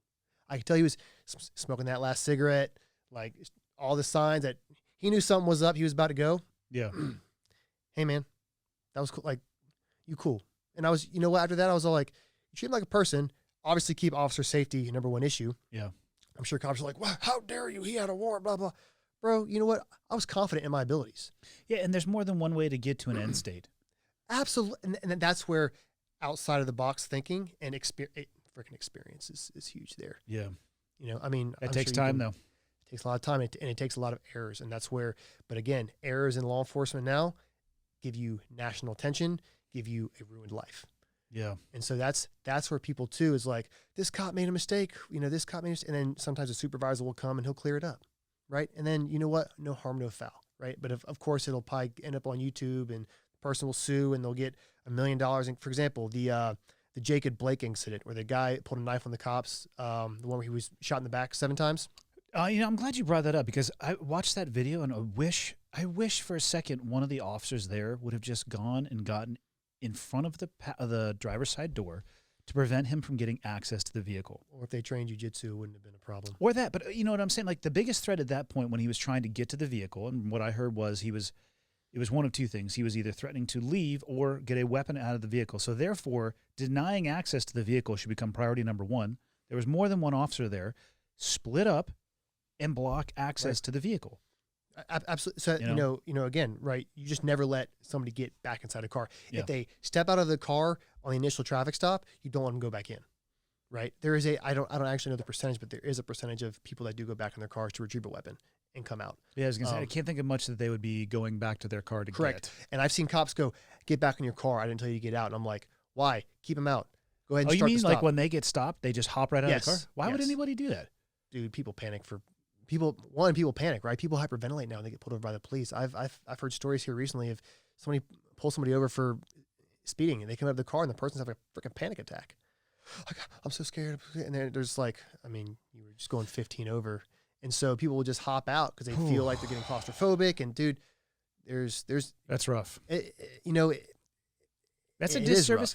And you know what though? But that's a disservice to that person having a panic attack because they've been targeted with information that isn't true. Correct. Yes, these things happen, but they happen at such a statistically anomalous fucking rate. All right. That the hysteria is not like I believe in facts and data too. Like 100%. Like there's man, so frustrating. So here's for those listeners. I'll really break it down for you. So there's about 60 million interactions a year, give or take. Right? It's probably more. And I'm going 60 million based on the Bureau of Justice. Okay. So I believe it was 2015 is where my data is coming from. Ask me how I had this memorized because I probably recite it 15 times a day because people are stupid. 60 million interactions. I believe that's with individuals 16 years or older, right? And that could be traffic accidents, consensual interactions, basically any type of interaction with law enforcement. 60 million a day. That's 160,000 interactions. I'm sorry, 60 million a year, 160,000 a day. That's 2 to 3 interactions a second. A second in America. You're looking at about 10 million arrests a year, right? So 2 to 3 a second. How many bad incidences do we come across? Yeah, it's not the norm. That's not that many. So, I have some data. We can look at it here in a second, but Well, and then you could strip it down even further, arrests into actual use of force, holster, weapon coming out of a holster, and that should be a category in itself. sure. Weapon coming out of a holster and actually being used. And those numbers are going to go down and down and down and down. Right. And but then people are having fucking panic attacks. and it's the thing, man, is, there's about 960 officer involved shootings, probably in the past 3 years, like, I guess, like kind of average. Right. So, and people also argue, this is one of my favorite points. People say, hey, well, get the data from 2019. I'm like, data takes years to collect, go through, develop. The FBI UCR, the Uniform Crime Report, it's a phenomenal resource, right? And believe it or not, I've actually sent Joe this information. So, fact, true story. Joe said something on his... We're talking about Rogan? I am. Okay. I am. So, Joe follows police posts. So does Eddie Bravo. But Joe follows police posts. I feel like they each follow it for their own reason. Oh, I I'm feel sure. like Joe and Eddie's reasons for following police posts are very different. I'm sure. So my first conversation with him was people would always send me, I get, probably 200 DMs a day. Somebody sent me something he said about the Rashard Burks and that was the Atlanta shooting where the individual, okay, you know what I'm talking about. Yep. Where he said something about he was just being a nice guy. The cop could have gave him a ride home. And that's when I was like, I started developing a nervous tick, and I was like, Jesus Christ, Joe, if I could find you. I was like, so I sent him, I said, hey man, can I just But send Joe you would listen to you, and that's one of the big things. And he did. He actually responded. I said, hey man, can I just send you a couple points as to why the cop did what he did, why Officer Rolfe did what he did? He said, absolutely, let me hear him. So I sent him 3 points, and I'm going to give you a quick summary. So the first point was officer liability, right? He was drunk. He was passed out in the Wendy's drive-thru. They have footage of it. He was parked, passed out drunk, and then he parked his car. Officer Rolfe came to assist another officer to do the field sobriety test. Oh, we're talking about the taser guy. Yes. Okay. Yes. So, he was being nice. He was being whatever. I believe he was out of, I could be wrong on this, but I believe he had a bunch of priors to the incident. So obviously, officer, I don't know if he had a warrant because I think he was released because of COVID. I could be wrong on that. I have to double check my sources. But so basically, he was initiating the SFSTs, that's the standard field sobriety test, and he started to ask questions. And if you watch it's a very long body cam footage. He starts to not get his story straight. Starts to talk about the different drinks he had, who drove him there. So he goes to place him under arrest. Now, why did he place him under arrest? Well, officer liability. Let's say Officer Rolfe said, you know what, I'm just going to drive you home. Okay? Sure, he drives home. Well, his car's still at the Wendy's parking lot. He gets an Uber, drives back to his car. He drives drunk. He kills a family of 4, leaving early to go to Disney World. Okay? Who's liable for that? Who didn't do their job? Officer Rolfe. Let's say he goes, hey man, let me call you an Uber. Same concept. He goes home, gets another Uber, drives back, or somebody drops him off. He gets in his car, kills a family of 4. Oh, a police officer drives somebody home, kills family of 4 on the way to Disney. Okay, so now Officer Rolfe's liable for that, right? There's a civil liability there. Now let's talk about him being a nice guy. Just because Joe actually mentioned this on his podcast, but just because his intentions is to be a nice guy, well, I could be a nice guy, right? You could be a nice guy. Mass murderers, I heard serial Jeffrey killers. Dahmer was an awesome dude. He was a pretty nice guy, right? Yeah. Was he though? No. So Not when again, he was wearing people's skin like a fucking leotard. Yeah, that's not, But he came off as a nice guy. unassuming and a nice guy. He lured people in. Correct. And right. So very smart guy, right? So crazy. But so again, his intentions may have been, maybe if I'm nice and I just kind of chat and be nice, like he'll let me go. Well, cops can see through that bullshit, especially experienced cops, right? So that was kind of another point. I was like, you know what, that's fine, right? But you have to also understand he's there to do his job, and he understands he's intoxicated. The other thing was, drunk people don't make good decisions. Yeah. Like punch a cop in the face and take their taser and then shoot them with the taser, right? So then it's like cop shoots man in back, right? So Which to me, FYI, people, is irrelevant. absolutely. I don't care. Well, I do care in certain circumstances, but in that one, at that close of range, what was going on, whether the entry or exit wounds were in the front or the back, is irrelevant. 100% irrelevant. And I think people, I actually made a post. There's actually a post where I had a guy point back with a gun, and there was a guy with a blue gun. It's a fake gun for people who don't know. Basically saying, is this still justified? And the answer is absolutely. Because again, he grabbed his taser. I believe he discharged a cartridge, right? I believe so. Also, too, tasers make a sound. It's a popping noise, right? High stress situation. Somebody's running with something. They turn around and you hear a pop. What's going to be your response? I can tell you what I would have done. Same. It's going to be the same. It's going to be the same response. Also, oh, well, he used a taser. Tasers incapacitate someone for 5 seconds. That's a long ass time, right?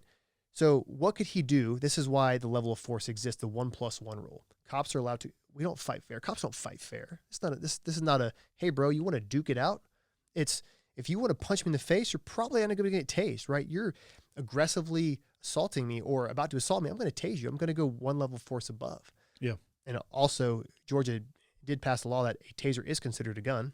So, I see what you're getting at. You incapacitate an officer Sure. for 5 seconds. It's going to give you access to their duty belt and service weapon. 100%. So that right there is why I believe the shooting was 100% justified. And Officer Rolfe too, this brings to another point, is that's when everybody brings up this officer had multiple complaints. Like I've heard it on many podcasts, coming from the George Floyd situation, coming from the Rashard Brooks situation, coming from a lot of situations. This officer had multiple complaints. There is an accountability issue there. Sure, to an extent, right? I also do believe that people complain because what are good cops doing? What are the good cops doing? Their job. They're arresting bad people. Bad people don't want to go to jail. So what are they going to do? They're going to try to complain. Oh, he, excessive use of force is a very common one now, right? Yeah. Well, I mean, everybody says, oh, this guy has 10 complaints. Well, we have to look at each individual complaint. And was that a legitimate complaint? And I think that's where when people talk about police reform, if there is a way, and I don't know how to do this, but an enhanced level of transparency that doesn't put officers at risk, because I don't want to see people getting doxxed or, you know what I mean? There has to be some Sure. way that you can look at those things and people can see that, hey, this came in and this is what we found, because there has to be an investigation, which takes time, Sure. or at least gather evidence. It's when the issue is it's when, oh, well, there were these 10 complaints and nothing was done about that.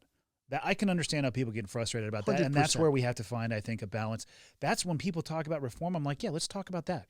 How can we enhance transparency, which will then bring trust back to a profession that has lost it and it's not deserving of losing that trust? I agree. And it'll help them do their job. It would help everybody, but fuck, man, that's a difficult conversation to have. It's a difficult one, and it's probably going to be a very expensive one, right? I think transparency is extremely important. Let the people decide for themselves. Let the people know. Because, I mean, you got to think about it. Most people. You have to put an asterisk on that, though. True. Because it takes time. It does take time. It's going to take a lot of time. But most people, if they were to see body cam footage of a complete incident, all the evidence, would probably understand, right?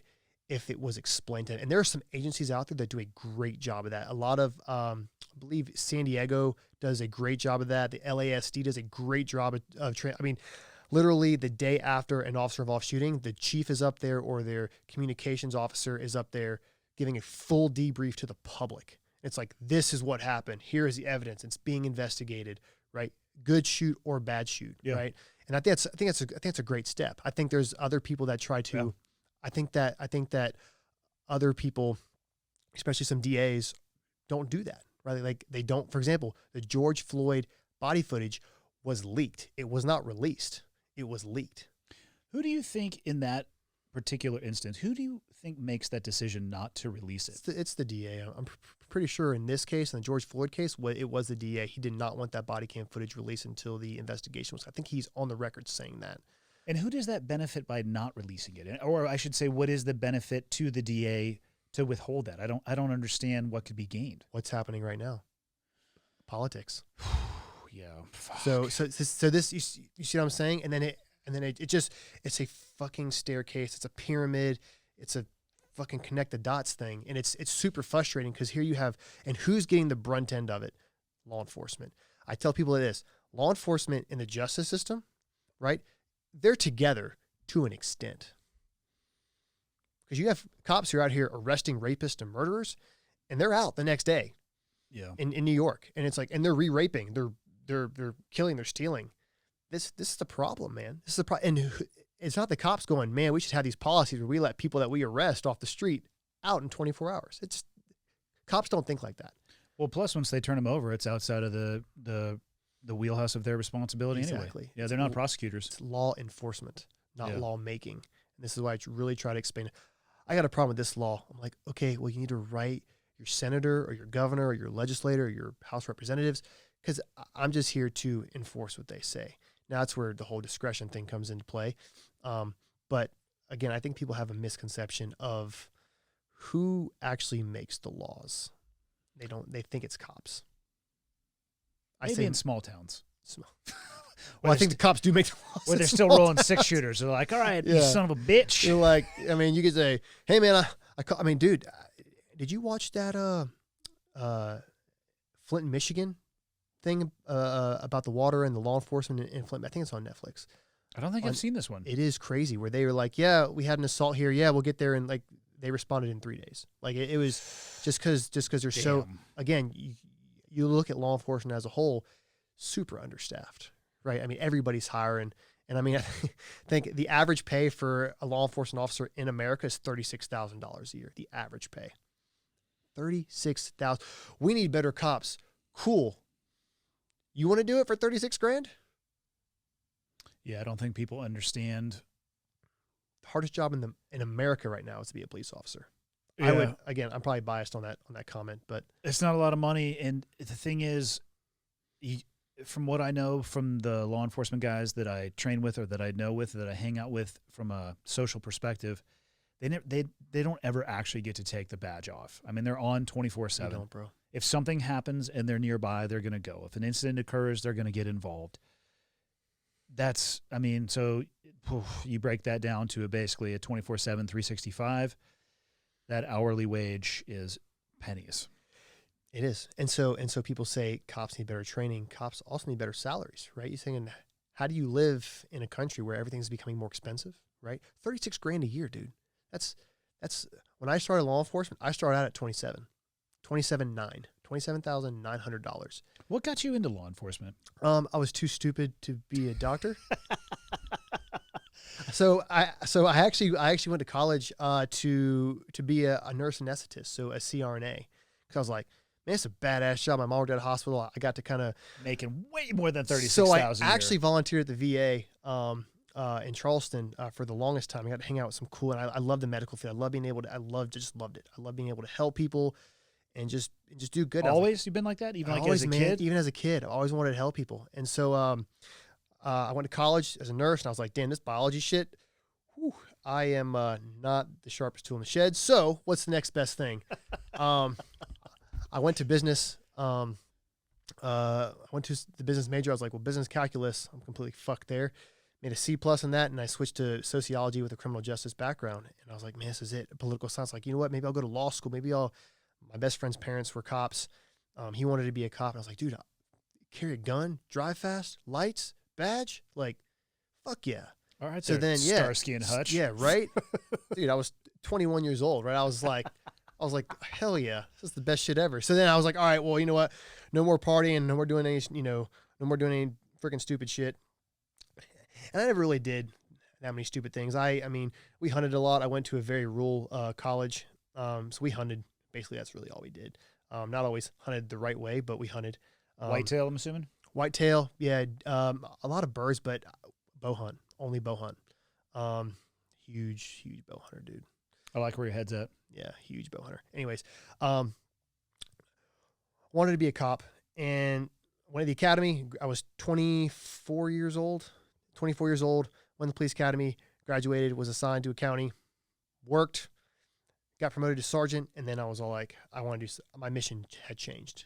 I was running into a little bit of admin pressure there, and just kind of weren't seeing eye to eye. And I was like, I feel like I'm running into a brick wall. And I had all these ideas and things for the agency to do.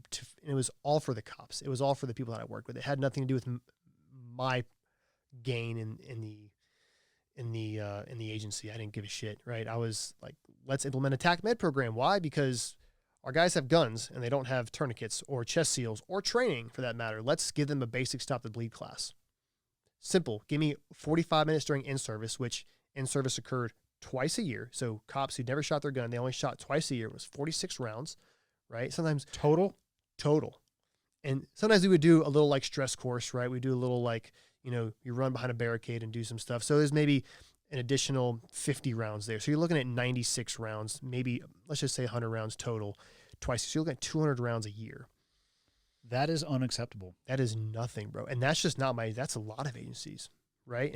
And really, dude, I've had guys like, hey man, I have to provide my own gun, holster, bulletproof vest. Do you have any extra handcuffs? And I'll send them like, hey man, here's some extra shit that I don't really need anymore.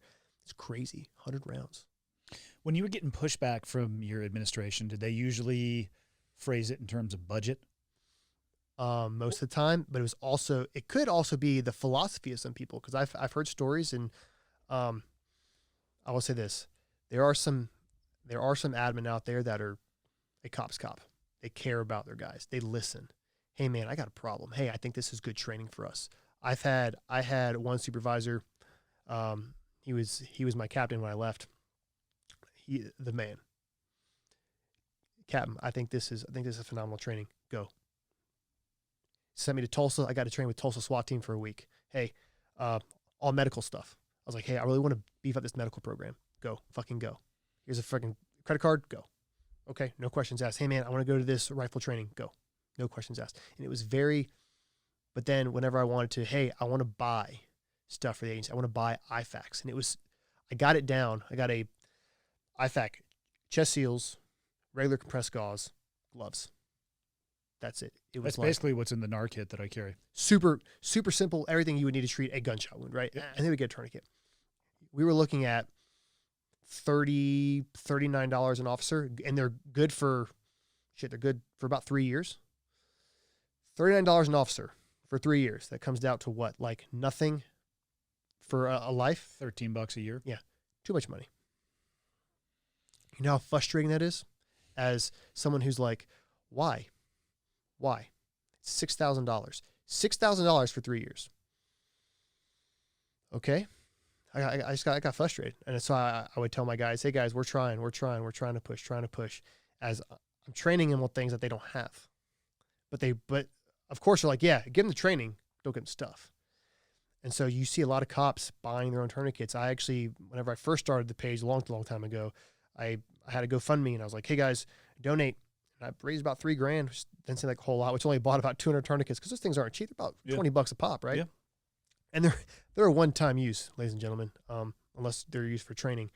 And so I was like, just got very frustrating for me. So then my mission was like, all right, well, that's not going to go anywhere. Let me just keep pushing it, but let's try the fitness realm. Let's see if we can get better fitness. Let's get a health and wellness program established.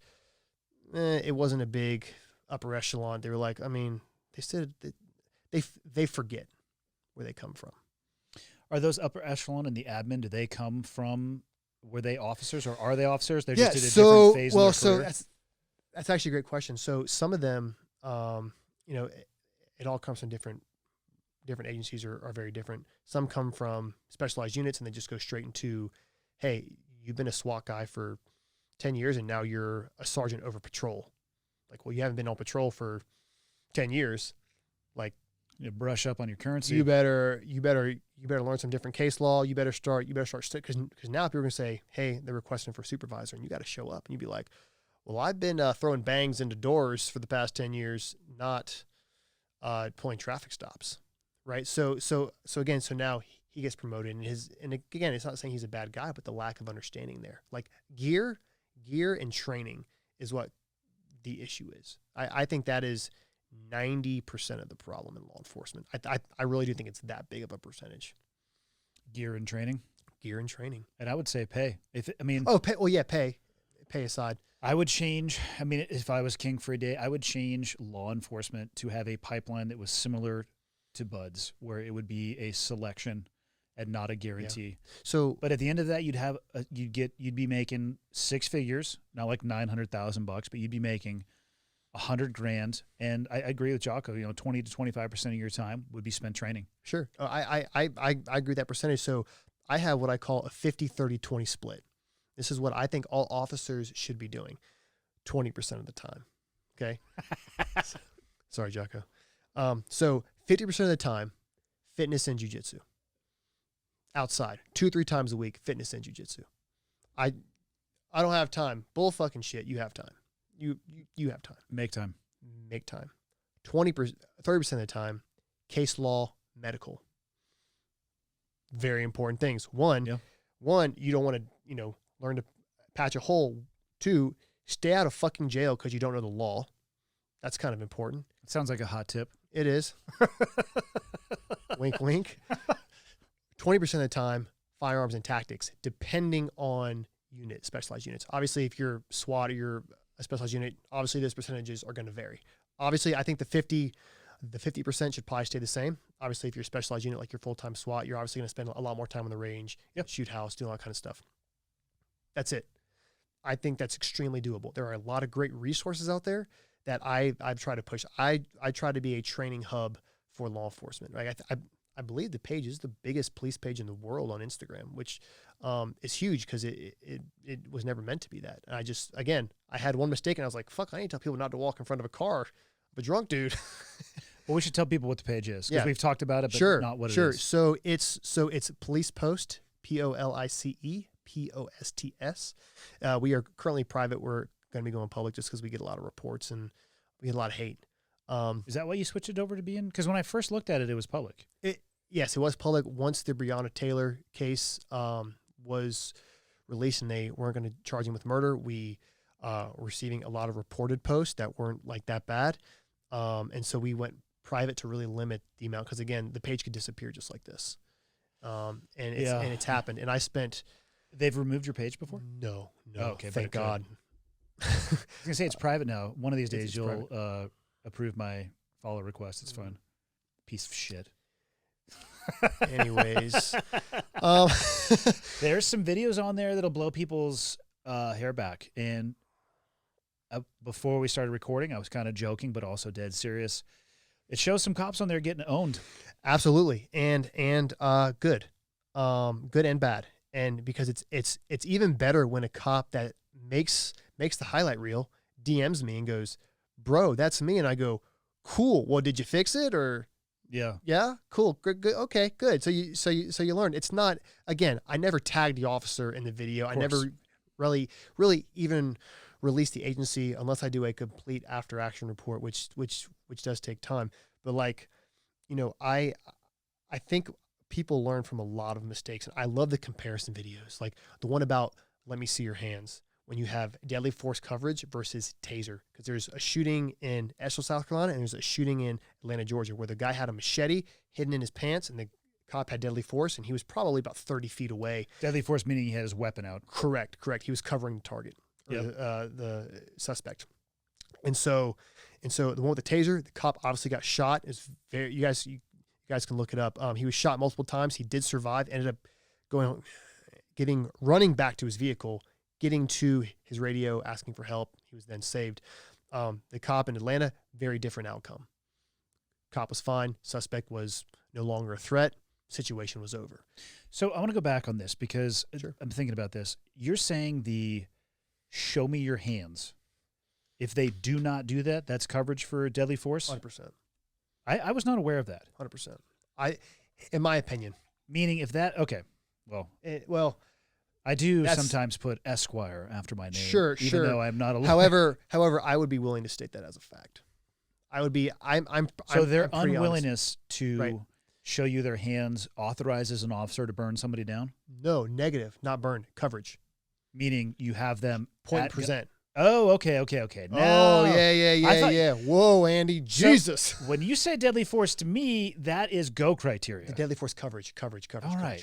That's why I was sitting here this whole time thinking in the back of my head, like, if somebody doesn't show you their hand. Who's this guy on my podcast right now? No, I'm like, fuck, I don't understand law No, enforcement. no, absolutely Okay. not. I'm so glad we got that clarification. Yes. So because again, you have to look at, and actually Mike Glover did a phenomenal live feed about He's coming on again things tomorrow. like this. Is he? We're going to do a Friday Q&A session, but only I think we're going to talk about a relationship advice, Oh, really? which we know nothing about.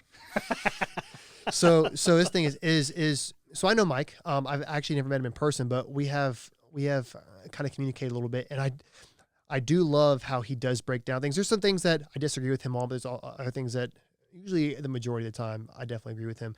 But like he has a very good live feed he did probably a month ago about human reaction, right? And there's the Force Science Institute. Not sure if you're familiar with them. I am not. You're not. Phenomenal resource for Force Science Institute. Force Science Institute. They do a lot of research and study about like the reactionary gap between officers and a suspect with a knife. They do So the 21-foot rule, all that good stuff. rule, which is whatever. So they do a reaction about the breakdown between me being able to draw from a concealed position while a officer's in a holster, right? And the time it takes, the human breakdown of that situation. So basically what it states is you would have to hear it before being able to react. So basically you would hear a gunshot before your brain would be able to process what's going on. So that's why you have to have that upper hand to be able to, sorry, I keep doing this at you, but it's, all right. it's, I can tell it's unloaded. it is for the most part. Shit. Yeah. No. So, for that to occur, it's like, hey, we got to have that 1 step, that 1 second faster method. So that's why I say when you don't see hands, it's deadly force coverage 100% of the time. There's a shooting I could show you later on. And that makes 100% sense to me. Okay, good. So that, yeah, You're reestablishing the tactical Sure. advantage. Exactly. Like I said, in the back of my head, I was like, whoa. No. I did not know that Cops if you don't didn't fight fair. shot. No, absolutely not. Coverage. Yeah. So that's also an aspect a lot of people don't understand when they see these uses of force and they're going, why didn't he just use his taser? Why didn't he do this? Why didn't he do this? And You ever heard this one? Why didn't they shoot him in the leg? I made a meme about that, and it's a meme with a guy that says, am I a joke to you? And I said, femoral artery. No, it's a joke though. Because like people think like, oh, shoot in the leg. Yeah, there's a giant ass artery that runs down the inside of your leg. You shoot that artery, you don't have med gear, you're dead. Like, well, so and let's be honest. small target. Yeah, and if you're in an environment, I mean, most officers, from my understanding, the vast majority of officers, I think probably nearly all in the duty in their career will probably break leather on their holster, but the actual use of their firearm, Small. I think it's less than 6% of officers actually discharge their weapon Sure. in the line of duty. Sure. If you've never been in a shooting, if you think that you're going to be Carlos Hathcock with your pistol, So wrong. yeah, most people are going to have a hard time hitting center mass on a man-sized silhouette. Imagine if that is bladed profile, and you're telling me that you think that they should shoot a ballistic piece of metal at a leg that, when you miss at a downward angle, is now ricocheting somewhere into the backdrop? Like, what the fuck are you talking about? But now you're talking about this. We talk about 200 rounds a year practice. That's what I'm saying. By the agency, and they want you to Shoot hit them something in the leg. that's moving. It's Yeah. moving, right? So now you're looking at moving targets, right? And then you're looking, and then what? Now you're adding stress. You're adding, this person probably doesn't have the master grip on their gun. Even though they may be a phenomenal shooter on the flat range, they don't have a master grip on their gun. Their hands are sweaty. Their eyesight may be somewhat distorted, right? You just don't know. People act differently under stress. And I think people need to realize that cops are humans. We come from society, right? They need to understand that it's just the education factor, which the media does a phenomenal job of not doing about, especially law enforcement. Like, cops shoot man in back. They don't say he was turning around shooting a gun back at cops though. Like, Yeah.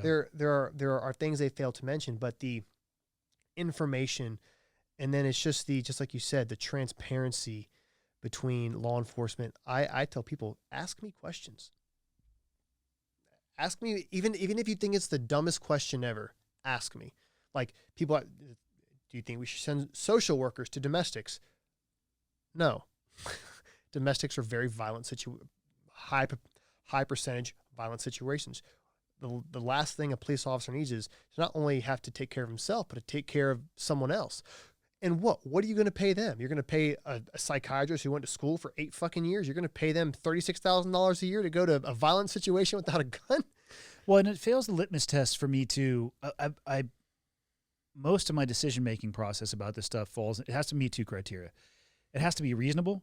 Sure. And it has to be practical. So would it be reasonable and would it be beneficial in some instances? Let's say somebody is suicidal, to send a mental health professional. Yeah. And I would love for that to happen. Absolutely. But what if there are multiple, in a large department where you have limited resources, limited mental health specialists? Do you not go because you don't have one? Like, the officers still have to respond. So yeah, it might be great it's an academic principle that fails in real world application because 100%. It's not practical. It's not practical. I mean, it's not practical from a financial standpoint. It's not practical from a tactical standpoint. It's not practical from a countrywide implementation standpoint. Because you think about how many, again, we talked about 2 to 3 calls a second here. Yeah. Every day. You know how many psychology, you know how many mental health workers we would have to have on standby? Especially you got New York City, it's 36,000 police officers, probably less than that now. That's a shit ton of domestics are responding to. It's just a whole, now again, should they have better training? Absolutely. And that was what I was just going to say. Let's talk about reform, and we do the 50-30-20, and a portion of that, which is not going to make them an expert in mental health, maybe they could be taught to better recognize somebody who is in a mental health crisis. Yes. They could work on some de-escalation, and by the way, they get there, and of course they're going to try to activate a mental health specialist.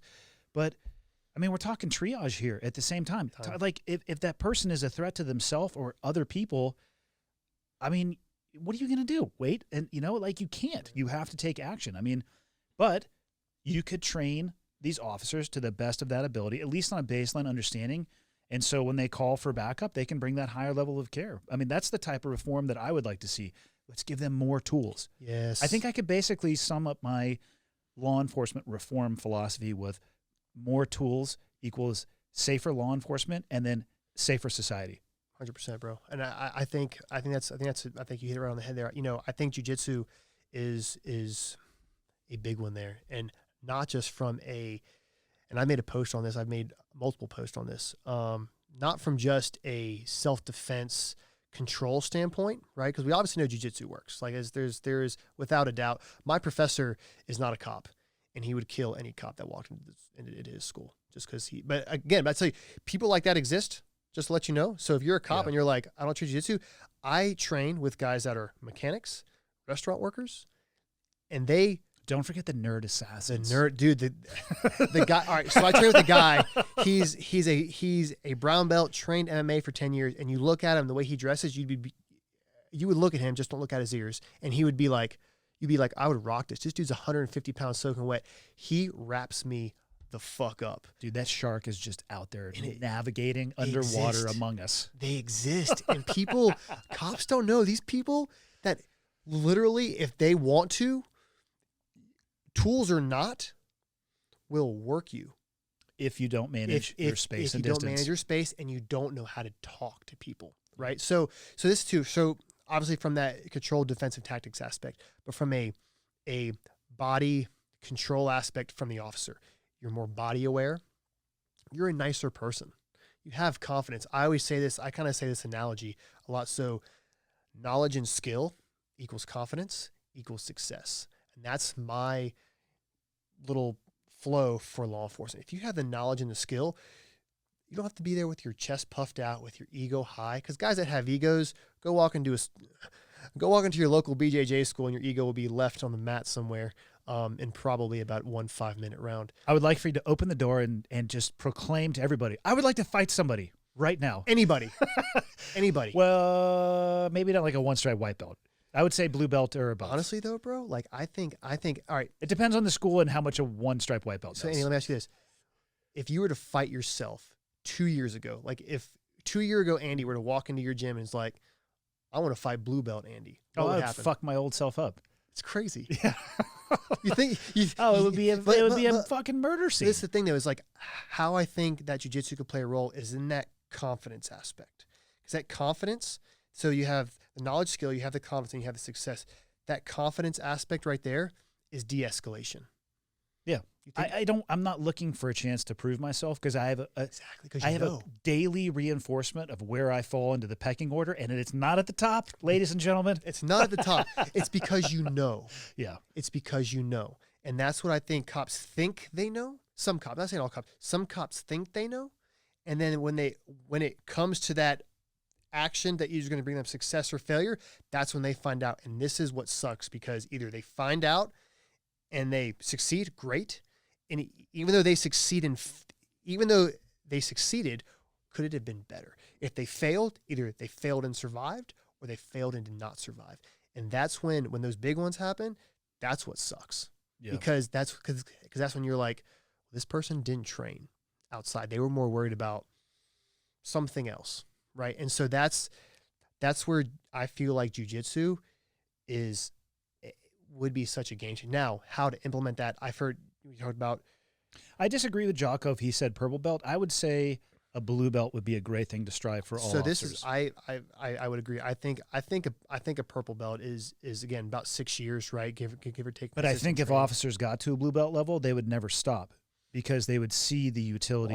Aren't blue belts supposed to quit? Blue belts are the black belts of quitters. That is what I've been told. That's what I've been told too. I haven't quit. Have you quit? I haven't quit. Why would I possibly quit? It's fascinating to me every single day that I go in. It is because I'm obsessed. I used to work out to be like, I just want to be in shape. Now I work out for jiu-jitsu.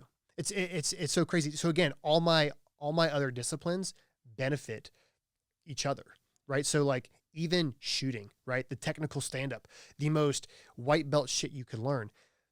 What's it supposed to do? Well, it's supposed to create distance. It's supposed to also keep one hand free so you can block and or engage. Yep. White belt 101, right? Phenomenal move. So, I think people need to understand that jiu-jitsu as a purple belt is probably going to be very hard to reach. I think how it could be implemented, like the most practical way would be that every academy obviously started training jiu-jitsu. I went through 2 weeks of defensive tactics training at the academy, and that was it. And it was that PPCT bullshit.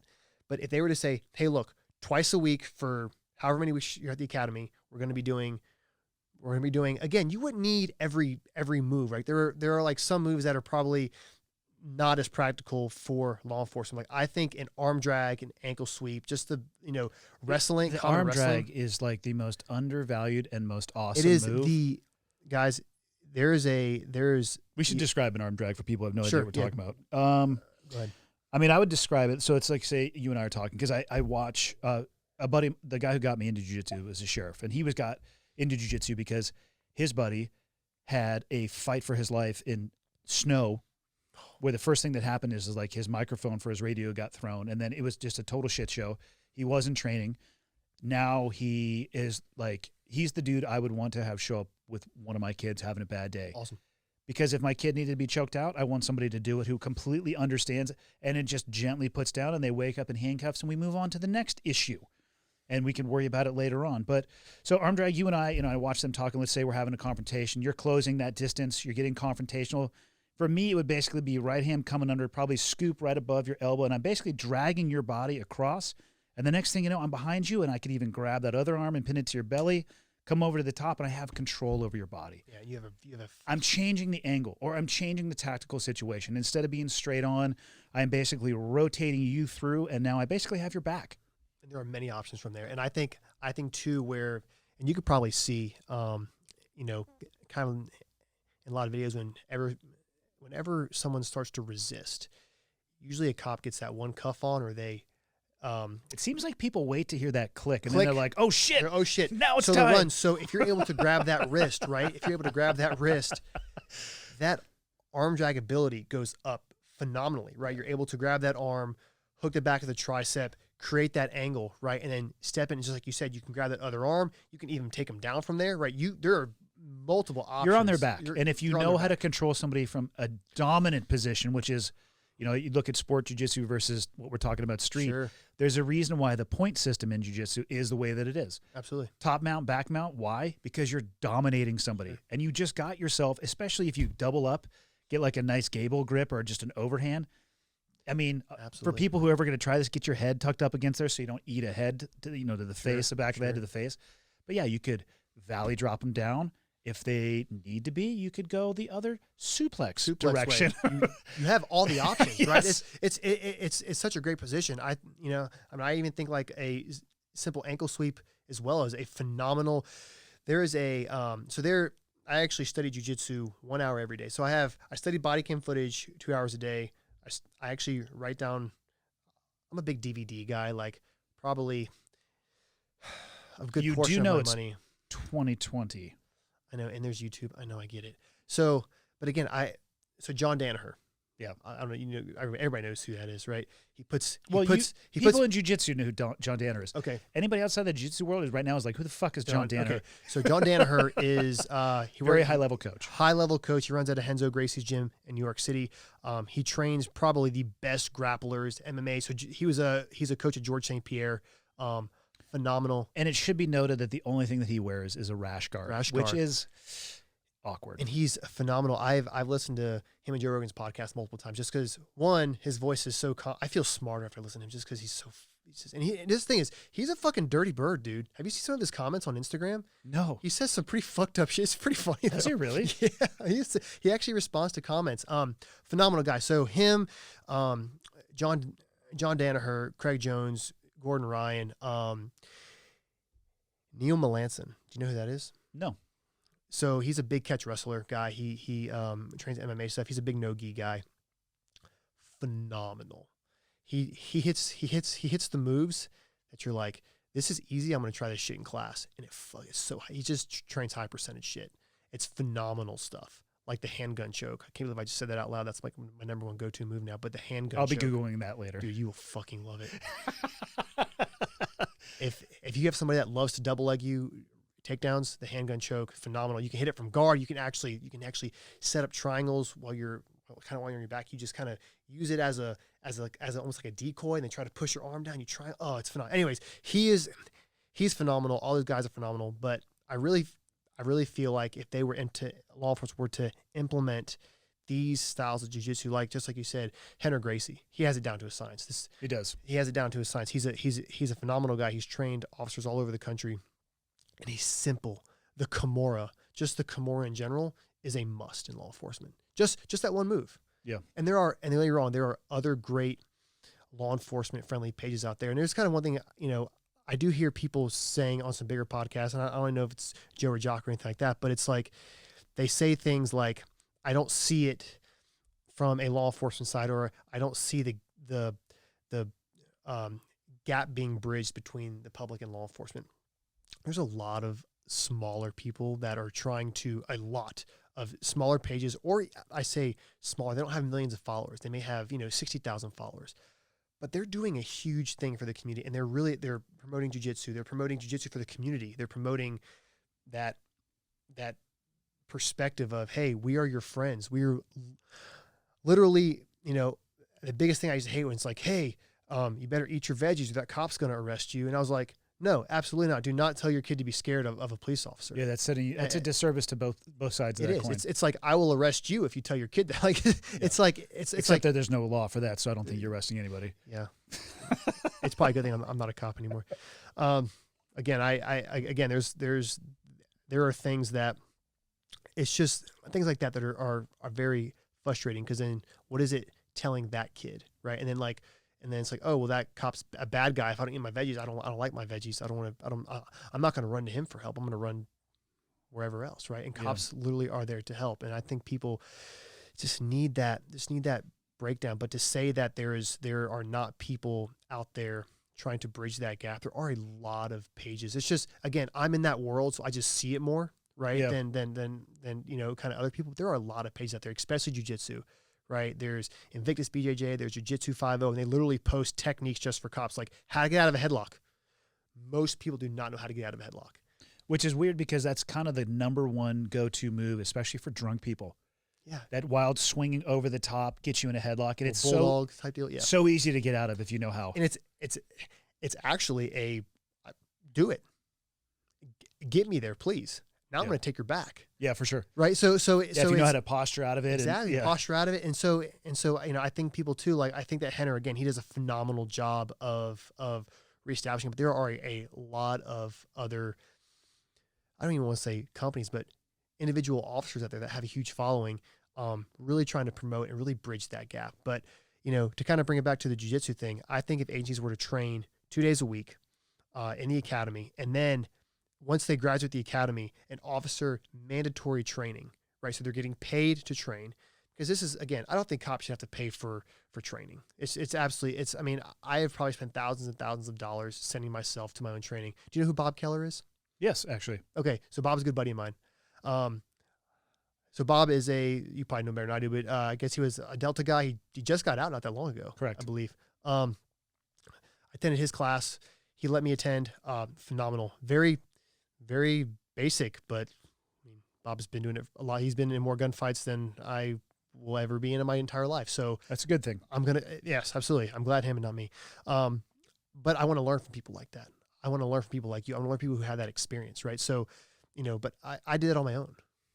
I was thinking about it as you're talking about that. I went to limitless training when I was in the military, and I didn't pay a dime for it. And it shouldn't be, and there's a reason that I didn't pay for it, because they thought it was, they didn't think it was authorized. It was authorized because it was enhancing to my role and responsibility. There's no reason that shouldn't be applied to law enforcement as well. 100%. And this is kind of why I actually started. So about 2 years ago, I had this idea. I was like, hey, why are cops fat? Why are cops out of shape? Is there a good resource? Is there a good resource specifically for law enforcement? It's called excess calories. That's the reason why everybody's fat. True.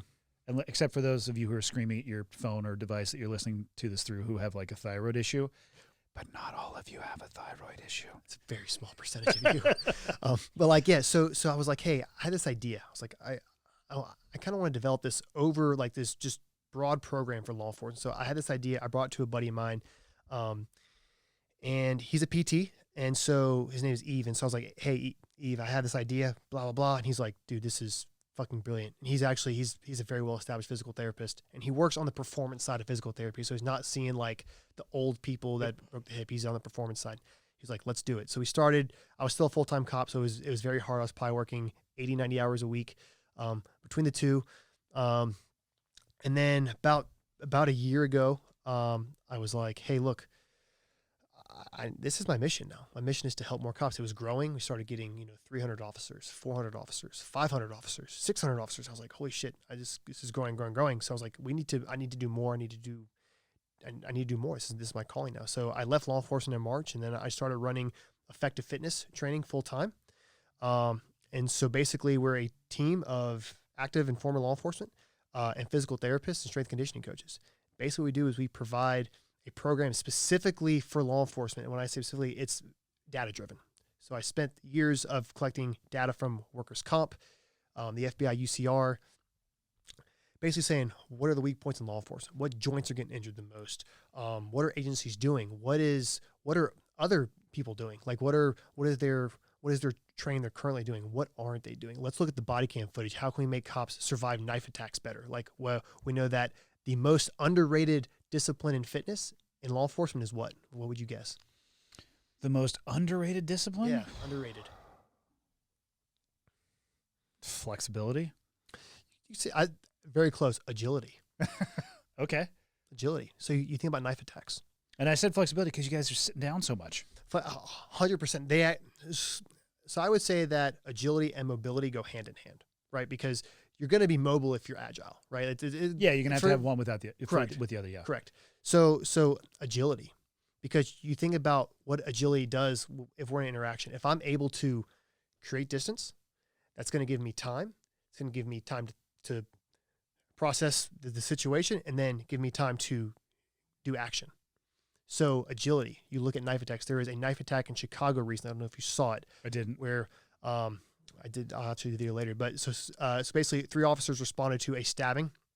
A female officer grabbed her taser, okay, shot. It was successful for a second. Then I believe he pulled a probe out. and continued to attack with a knife. He grabbed the female officer. You can see on her body. He grabbed her with a freaking cleaver is what it looked like, and was about to stab him. He ended up getting shot by the police, but she wasn't able to create that distance. I would rather get shot than stabbed. 100%. And so you look at other videos of officers that were able to create that distance, to create that space, different outcome, completely different outcome. And so you think about, well, what did this officer different? Well, he was able to create space, his agility, because again, you're wearing about 27 pounds of gear. Think about the vest, especially these guys that have the, and actually I listened to one of your podcasts a while back, and you it was actually I actually laughed because you talked about when you first went on deployment, you were like, got 10 magazines on. And then by my last deployment, I had 4 magazines on. Dude, I was the Michelin man. I was like, I definitely need this pocket full of extra pouches. And we'll do another pouch over here. It's going to be empty, but it's, it's definitely Just eight layers of Cordura that's not light. And then finally by the end, I just had a scalpel just shaving stuff off so I could just, here's my kit now. Yeah, it's light. So I was the same way. I was like, I'm going to get a backup gun for my ankle. I'm going to do this. First fucking chase, bitch was gone. Bent over. I was like, shit. Well, that, and it just bounces everywhere. And I'm like, you know what? I got 12 more rounds on my ankle. I got, 30 more rounds. I'm here. I got 16 rounds in the gun. I was like, all right, man, I got like, I'm sitting here going. And then I was like, then I had my vest. I was like, I got 2 rifle mags, med pack, 2 more pistol mags, flashlight, baton, all this. And I'm going, why? I can't do shit. If I were to get into a ground encounter, oh, shit would be flying off. You can't move. You're literally creating wedges for yourself. So you're what? You're a fucking turtle on its back. So what did I do? I was like, bro, I'm going slick. Like gun, just the bare fucking essentials that you need. Yep. Because this is the thing, is if it's that bad, if you're going into a hot situation, I'm gonna go throw my plates on. I'm gonna go get my rifle out, and I'm gonna go find work, right? But I would rather have my mobility and my agility, because again, I'm confident in my ability to with my firearms, with my tactics, to where I don't need to compensate my confidence with tools. Right. And I think that's a huge thing. Again, I think jiu-jitsu plays a huge role in that. And so I think when it comes to the gear stuff, gear is very expensive. Very expensive. And the cops aren't provided a lot of gear. So what do? They spend their money, cry precision. They got to get the sling with the light and the laser that they'll never fucking use, and the NVGs that they'll never fucking use, and all this shit, right? Like fucking NVGs are what? Like you're looking at for cheap, like $7,000. Cheap? Shit we used to roll with 30, 40. $1,000 pair. Right, you're buying a fucking shit, but you're buying a fucking Toyota RAV4 off the lot. You know what I'm saying? Correct. Like you're with some options. You're buying the platinum. Yeah. Right. So like this is the thing is I think people it's just the priorities, right? So for me it's all right. Are you up to this standard on your fitness? Are you up to this standard on your jiu-jitsu? Are you up to this standard on your case law? No. Well, for $100 a month you could train jiu-jitsu. For our program is $24 a month, and you will get everything with it. And then, did you take a case law class that's free? I mean, that should be a rhetorical question. Google Scholar is free. You type in drugs, narcotics, traffic stops, passenger stops. It'll give you every case. It's free. It's a free resource for law enforcement. Google Scholar, phenomenal resource. But then you think about these things, and you're like, cool. I have all this gear. Have a situation. And Bob Keller, his famous quote, he told me, he goes, you can do everything right, and still get shot in the face. And the goal is to do everything right, and hopefully you don't get shot in the face. Yeah, correct. But if you're not preparing yourself, but doing everything right, what does that actually mean, right? Like doing everything right. So, well, you're not doing everything right if you're not preparing yourself. If you're not preparing yourself. So being well-rounded, I think, is an issue in law, and I don't mean like fat. I mean like having a good base, a blue belt in jiu-jitsu, I think could probably control 99% of every person on this. Well, plus you add alcohol to that, and you're at about 115% of people. Yeah. You know why I don't think cops would quit if they got a blue belt? I look at no, I don't think they would quit, because you guys actually touch people in the real world way more often than an actual like a jiu-jitsu student. Because I think of the students, the blue belts that they got their blue belt at the same time as I did or near that time period, and actually quite a few of them they don't come as much. Really? But the only time they would ever roll or get reinforcement as to whether or not their jiu-jitsu is working is in that controlled class setting. I think in a couple years of being a law enforcement officer, you have your blue belt underneath you, and the number of times that you've used an arm drag or a Kimura grip, once you see that utility, I don't think they'd ever stop. No, it works. And I think that's the difference is they would get real world stress testing where a lot of people, they're like, no, I'm not going to go today because they're, you know what I mean? They're just, maybe they want to do a comp, which is nothing against doing a comp, but it's not something that they actually get to use outside of the gym space. No. And I think that's very true. Cause I think, and I actually got a DM the other day on the fitness page, about a cop who I actually know, and he hadn't trained jiu-jitsu for some time, but he saw a technique we had posted on our page. He goes, yeah, we had a guy, he had his hands buried on his stomach. Was right? he on top of them? He was on top of him, right? There's a phenomenal technique you can use. It's almost like, it's a kind of like a head crank, but basically you're on his back, and I guess, and then you take your elbow and you run his ear basically to the other side, basically exposing his arm. Yep. And obviously you just grab inside, you grab the hand, you pull it out, put it on his back, do the same thing for the other side. And if you have two people, it makes it even easier. So right. 4 or 5 months ago, the sheriff's department here, the guy who got me into jiu-jitsu and the guy who got him in, they run the defensive tactics. We had them go up to SBG up in Whitefish, and I was the guy who laid on my stomach because they were saying that's the number one way people try to avoid getting cuffed. They want to sit under here. Yeah. And so they taught that. They taught that elbow across, drag it, and what does it do? It takes your spine offline, which presents that angle for the elbow. They grabbed it, and then they pressure tested it, and the results were slightly different than when I let them practice the technique. And this thing is, it works, and it's so fucking. This is what's so frustrating, bro. Is whenever I post on this, and somebody will comment some fucking dumbass shit and be like, "What about this? What about this?" And I'm like, "No, zero. Have you tried jiu-jitsu? That's just my number one question. Have you tried it? I don't care about any other discipline that you're saying, Krav Maga, Taekwondo, or Karate, but like I'm saying, have you tried jiu-jitsu? And if the answer is no, I want you to shut the fuck up. I want you to go find a gym, and I want you to get fucking strangled by a 17-year-old boy who weighs 160 fucking pounds, because that's what happened to me when I first walked in. I got killed by a high schooler. It opened your eyes, didn't it? Who is a 2-stripe white belt. And again, I mean, I'm not saying I'm the, fucking Ronnie Coleman or anything, but I'm not a weak dude, right? And so when I had this kid who I was like, bro, I'm about to work this dude. He's like, bitch, do you know who I was? Do you know who you? Bro, do you know who I think I am? I was like, do you know me? And he was just like, and this is the thing, dude, is you walk in there with fucking big arms and it's your first day, all the skinny motherfuckers are like, that's my bitch. They're just sitting there, just like, yum, yum, yum, yum, yum, yum. I'm gonna fuck you like, up. how do we get all the blood into those arms so they're useless in 60 seconds? Yeah. And so, man, right now, first day in jiu-jitsu, I was so hooked. And again, from experience, what hooked you about it? The simplicity, man. The effectiveness. Oh yeah. I mean, but it was the ability that a 17-year-old kid who was about to go into the Marine Corps literally was like, yeah, man, I'll show you some stuff. And I'm like, got some of that ass. Here I am, fucking 20-something years old. And I'm like, this dude just like I have a kid teaching me how to stay alive. That's a fucking problem. And so I literally was like hooked. So again, I was going once a day.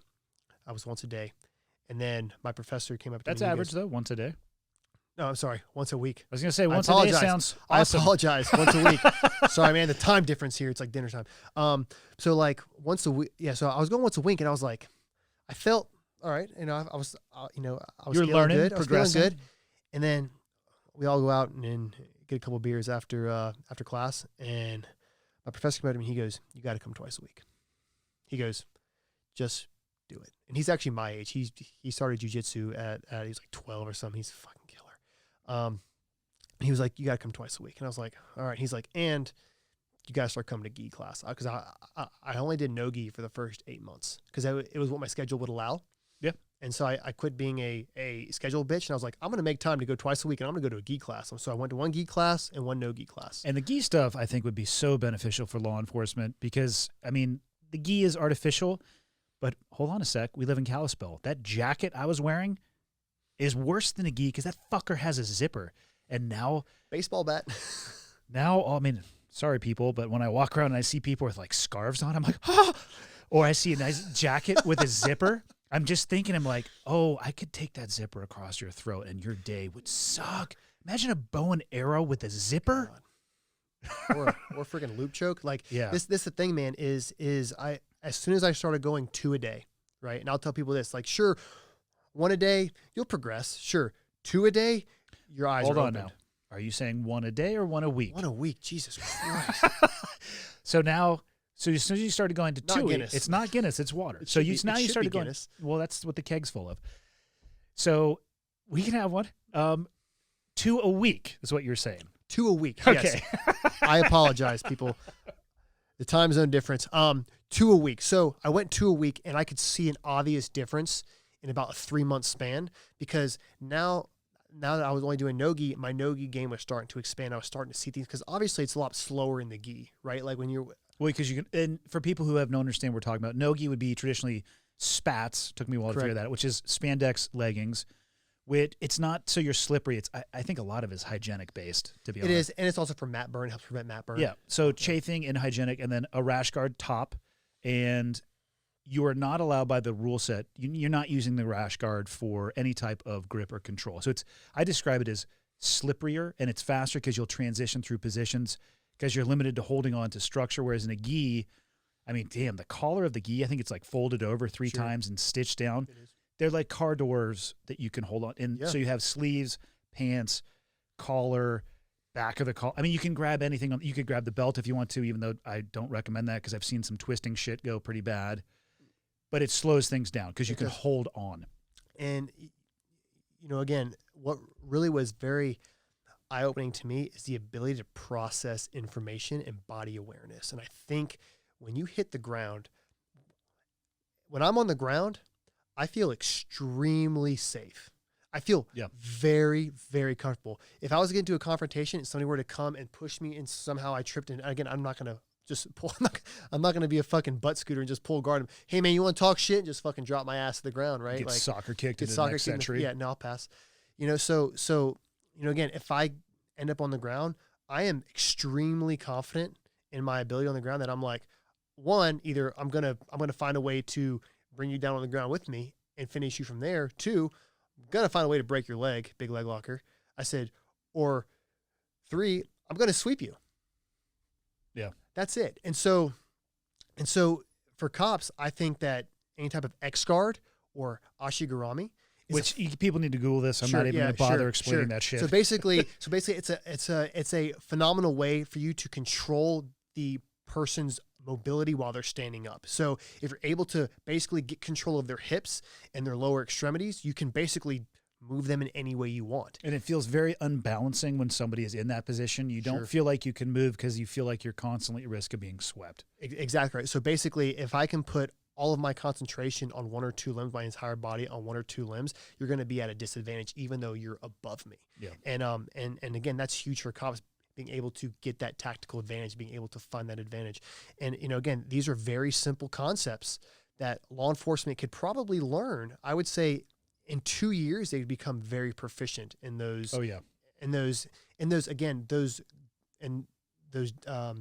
guards or positions that are to benefit law enforcement, like a lot of the Kimura stuff, the arm drag. Honestly, the arm drags. Like thinking about it, X guard and the other stuff you're talking about, you'd probably would be touching on that stuff inside of that 2 years. But in that 2-year period, if you knew how to be comfortable on your back, but then how to sweep, get to a dominant position, and I mean, submit is probably not the correct term for law enforcement. It would be subdue, I guess, or Just control. control or detain. Wait till Yeah. backup comes up. You're absolutely in 2 years going to know how to go from your back, sweep somebody, get to a dominant position, and then hold it regardless of what they do. And if you can, I think Henner says this, it was like 100 seconds or something along those lines. He's like, if you can pin somebody, Oh yeah, the ability to pin somebody, but see, the ability to pin somebody is not just like, I mean, we're not talking about wrestling. That's one thing I think people sure get confused. So I'm actually talking about being able to establish wedges around a person's body to basically limit their mobility, right? So like the hips, the head, shoulders, right? Like I'm not so concerned about their legs, but if I can establish a good side control position, that's going to give me side control, knee on belly, which sucks for the guys at the NYPD. Because Do now you think? basically, But do you think that pendulum will come back for the NYPD? I do not know. I think that the rear naked choke. There's actually a study done. Calgary University did it about the rear naked choke. It's called like the carotid vascular restraint or whatever, however law enforcement phrases it. I just call it the rear naked choke. But they did a study If you're on Danaher, the rear naked strangle. He was a philosophy major. Sorry, sir. Yeah. Sorry, professor. Please don't destroy me. Yeah. But also Henzo follows the page, which is super cool. You guys don't know who Henzo is. Henzo Gracie is probably one of the best jiu-jitsu practitioners in the world, I would say. So anyways, what the fuck was I saying? Totally forgot. The rear naked strangle. Rear naked strangle, or choke. yeah. Yeah. So Calgary University did a study about the safety of the rear naked strangle. If it when applied correctly, how safe is it? It's safe. We test that every day in class. It's again, how many deaths occur in jiu-jitsu at a jiu-jitsu school? Probably very, very. And if they did, it would probably be a heart issue. Heart attack, not a exactly. Yeah, it's the choke, the rear naked choke or strangle. I mean, I guess technically it is a strangle because a choke is supposed to be air, right? Whereas a strangle is you have blood. Air and blood chokes. Yeah. I've delayed a few times tapping, and I didn't quite go out, and you were like, and you like, yeah, you get the little constricted vision, and then you like shake a little bit, and your buddies laugh at you, and there's no, I test it. I try to rear naked choke or strangle somebody every day that I'm in class, and I haven't seen a death yet, and I haven't heard of a death from that. Exactly. So, but you could kill somebody if you to go to the George Floyd thing. Sure. If you held it for 8 minutes, you're gonna fucking kill somebody. And this is again, this goes to the knowledge and skill. If you know that neon belly is uncomfortable for 15 seconds, oh yeah, you fucking know that neon neck for 8 fucking minutes. I mean, but again, it brings me back to the knowledge and skill. If he had the knowledge and skill, he would know, and he'd be confident enough to switch to something else, which would have led to probably not would have the outcome 2020. That it was, yeah, the country wouldn't have burned. Right. And so it's the training. Again, what sucks is that I do believe that their training actually allowed for the neon neck. I believe it did as well. Which is, again, it brings us back to what I learned in the academy, the PPCT, which is complete bullshit. So it's not just me, it's also other people being taught things. But again, this goes back to the admin willing to say, well, this is what we're doing because one, cost effective, one, it's what we've always done, but was it, again, and then my rebuttal is, was it opposed? Obviously, the George Floyd situation, it was opposed because now we have Mr. Floyd, who is no longer with us, right? Because of a police officer. Now we can talk about the choices that Mr. Floyd has made in his life to get that situation. Sure, absolutely, but that's not the point. Correct. Right. The point of the matter is that that officer made that decision, which resulted in a failure. Okay. And that failure was a man's life. Right. And the country. So this is why training is such, when I see a cop that doesn't train or they make some fucking bullshit excuse to why they can't train, it boils my blood because it's not only affecting them, it's affecting you, it's affecting me, and the entire occupation. Right. Like you have cops that are like, I don't even know you. Right. Like, again, they can't see. And there's videos of SROs, school resource officers. So the officers that are in schools, seeing kids that look up to them at these riots and rallies, coming up to them, giving them hugs because they know they're people, right? You have these kids, 16, 17-year-old high school kids that are seeing people that they love, right? People that they want for protection at their school, getting screamed at by people, saying, I hate you. It tears people apart, man. Like this is just that division of, and I think again, it's my opinion. I think it's all caused because of just the misinformation that's going on. And yes, accountability, justice will be served, right? This is where the emotional justice versus the legal justice, it takes time, and people want that cut grass, instant gratification, right? Like, go pressure wash a fucking sidewalk if you want instant gratification.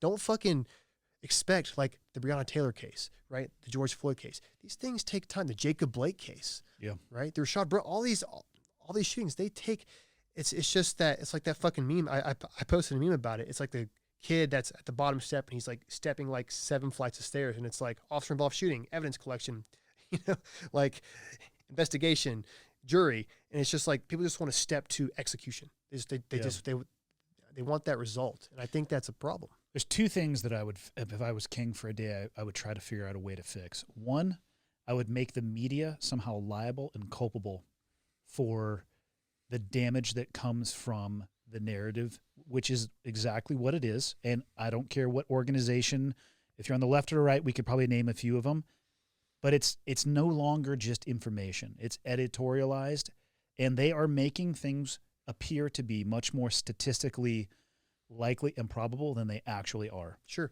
And I actually brought that up. Again, I'm a big stats guy. I love stats. I believe that stats drive. Also, too, I'm a big data-driven training guy. If we know that there is an issue with law enforcement, data-wise, we can now make a solution, right? Yeah. So, like, I don't know how it was in the military, but like the vehicle CQB issue, like the joint issues that law enforcement face, we know that upper body extremity injuries are more prevalent than lower body extremities in law enforcement. That makes sense. Right? Makes sense, right? So, and we also know that the average 40% of cops are obese. So, what do we need? We need nutrition help. We need guidance, right? So, just to talk about the shooting stuff. So I'm gonna throw out some stats here, guys. This is all information from the FBI UCR and the Justice Bureau. So it's all vetted information from 2016. So there were 966 officers, 966 officer-involved shootings, which means that there were 496,000 full-time law enforcement officers working at about 16,000 local agencies. While the number of justified and unjustified shootings are not referenced and unknown, the total number of shootings in general only makes up about 0.2% of full-time local cops in the nation.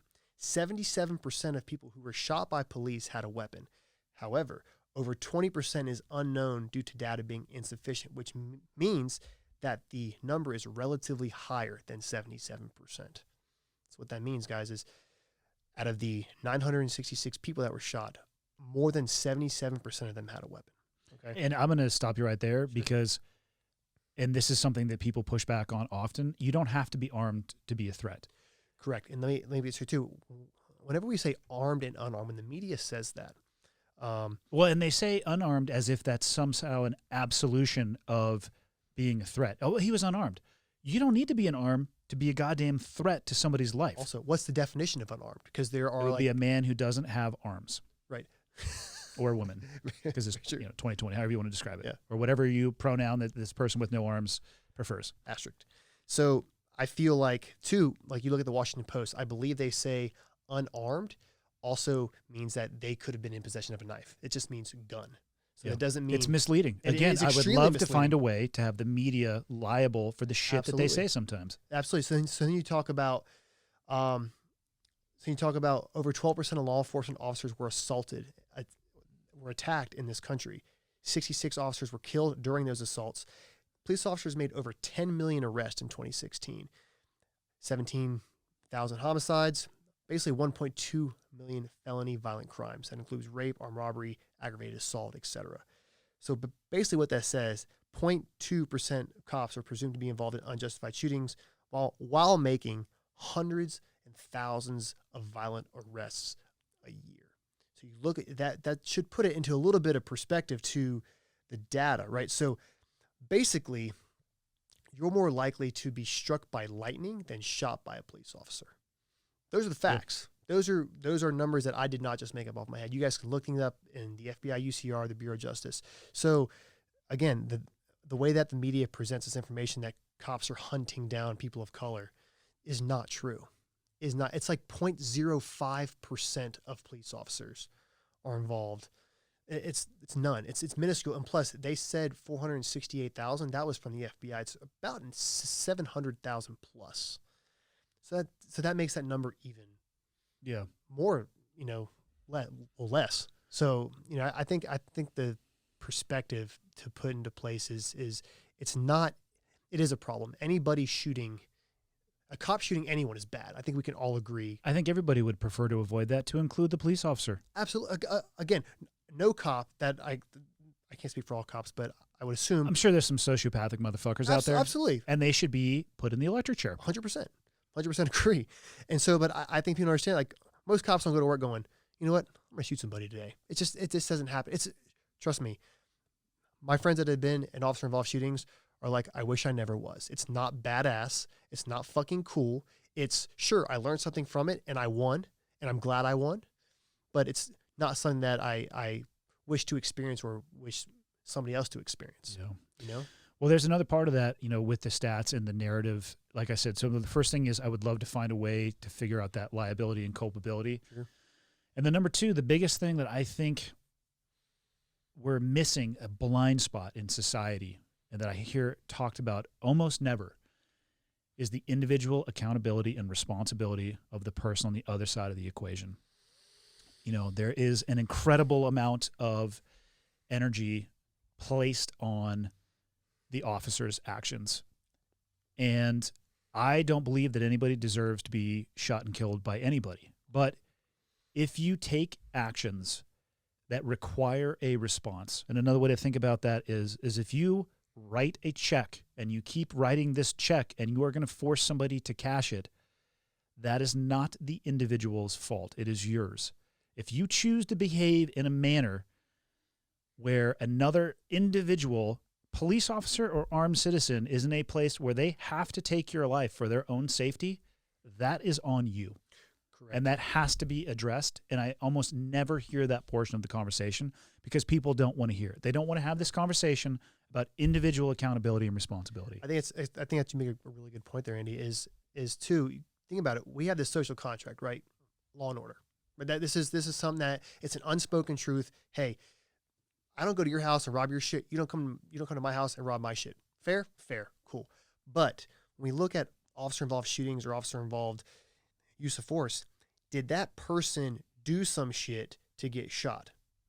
Right? Did they put that officer or anyone else at the risk of serious bodily injury or death?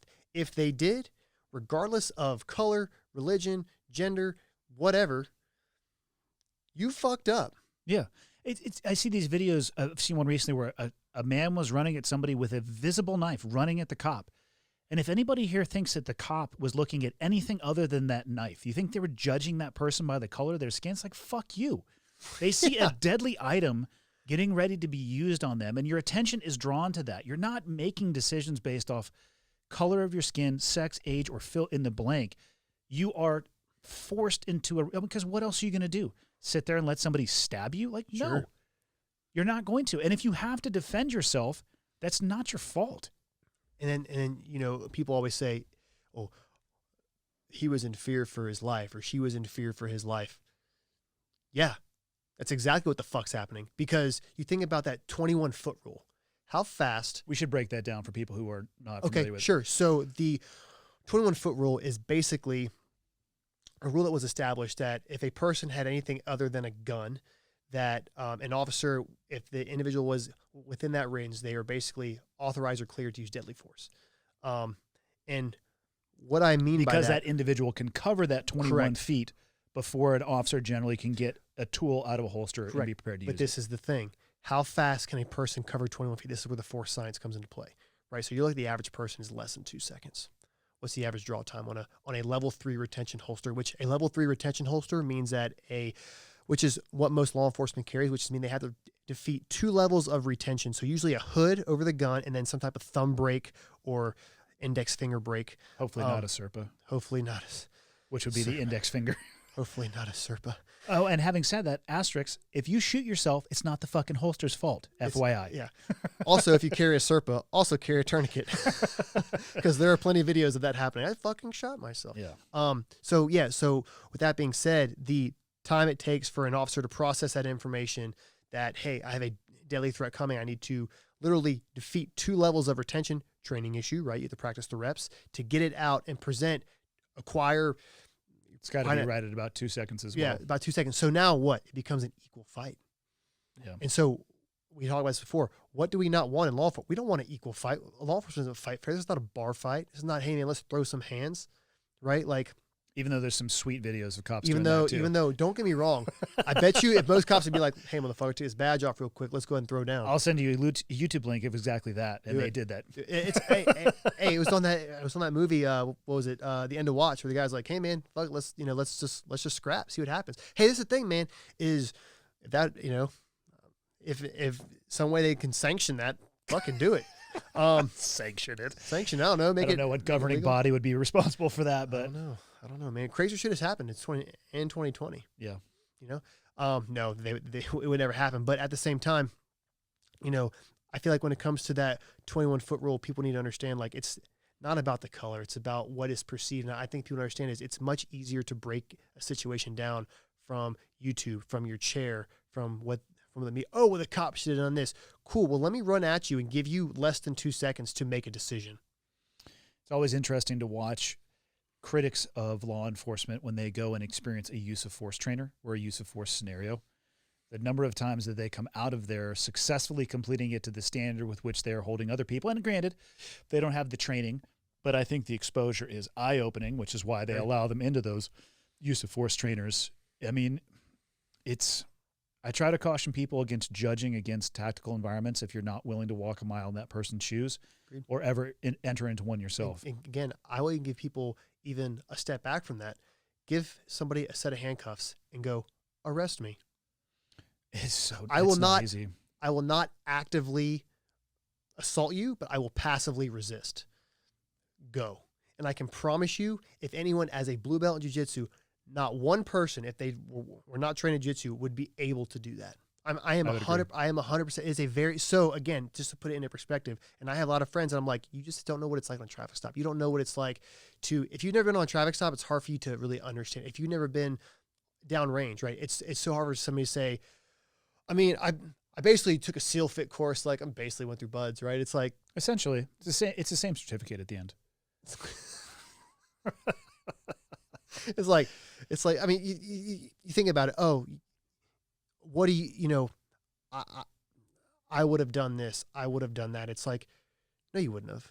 You wouldn't know what the fuck to do. Because again, there's plenty of videos. And again, this is where I agree with Jocko about the force on force stuff. It doesn't happen more than it should. It needs to, just like you said, just like in jiu-jitsu, there's nothing difference between force on the mats and then force on force simunitions, fake rounds. And so I really feel like, and that, again, the amount of simunition training that I had outside of my own personal is very small. So it's very hard for me to say, look, you guys get enough training. I support law enforcement does. This is why I tell people, cops especially, train for beyond the standard. So train beyond the standard. You have your creds. Sure, you go to your mandatory training, but you know it's bullshit. You know it's just liability coverage. All it is so that the agency could say, we trained them. They fucked up on their own. That's why people are saying cops get thrown under the bus. Well, sure, it's because the agency's going to protect itself, right? It's a fine old machine. It's going to keep running whether you're there or not, right? Same thing with the military, right? Like, you get kicked off the team, guess what? Somebody else gets back on it, I'm sure, right? It's not. But what if too many people leave law enforcement? It's happening now, bro. So does the machine break, or what ends up happening? We get another Netflix special. Fuck. Dude, that's the thing is like you think about it. Why would the good cop stay for $36,000 a year? Why? I think the biggest reason would probably be a sense of purpose and service. Or pension. Sure. That's right. A long road to hoe, though, for 20 years or however it's calculated. So in South Carolina, it's 27 years now. It actually might be 28. Oof. In New York, I believe it's 20. In California, I believe it's 22 or something like that. So I'm not so sure. But think about it, 27 years. You started at the age of 25, right? So I think the average cop stays for 3 years. I think it's 3 to 5 years. Yeah, I believe so. And do you think they leave because is it probably a combination of monetary? If they're in the current environment, the job has probably turned into something they never thought it was going to be, and all this the social optic and pressure right now. I don't understand why you don't want to be a cop. Oh, why, dude? Why? You walk out, you're a fucking threat.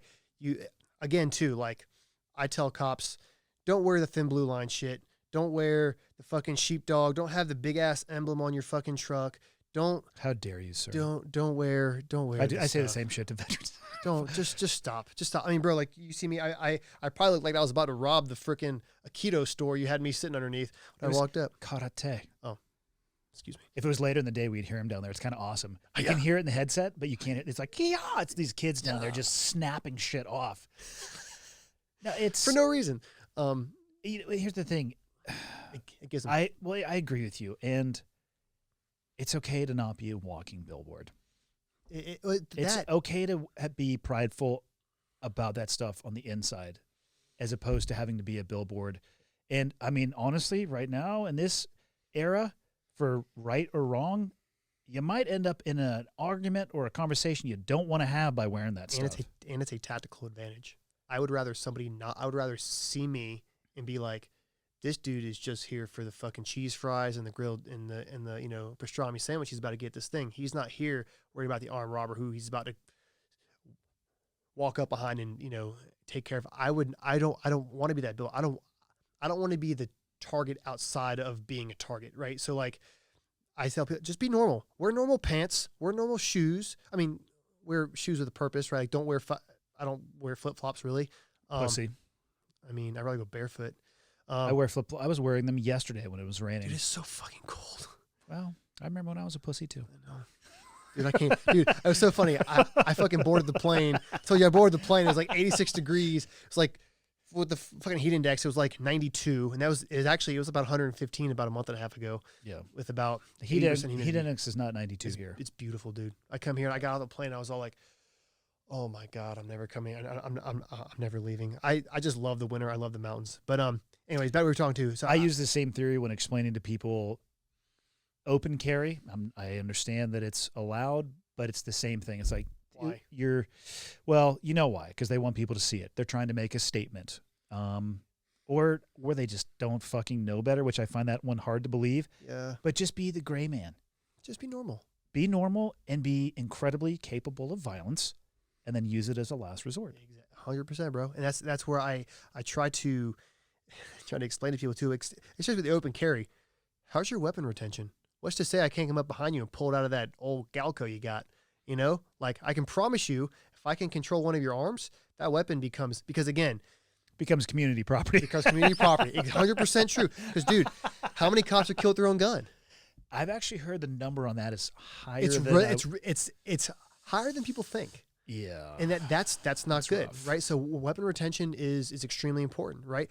I usually don't tell too many tricks out in public because I don't want people to be like, "Ooh, that's how they do that." But one trick that's really extremely good if you suck weapon retention is literally to grab the inside of your holster and just pull it up so the grip is pinned to your side. So even if they were to pull out, they can't even if they're going for their gun, you can at least hear it. Maybe if you have a knife or some other option of deadly force. Because again, if someone goes for your gun, don't prank with your buddies if they're cops. Like don't grab their gun because that is considered a deadly force, right? So if you grab a cop's pistol, it should be. Yeah, that's a very shitty off-color joke. Avoid at all costs. Avoid at all costs. Don't. I actually had. It actually didn't happen to me, but it happened to a buddy of mine at a gas station.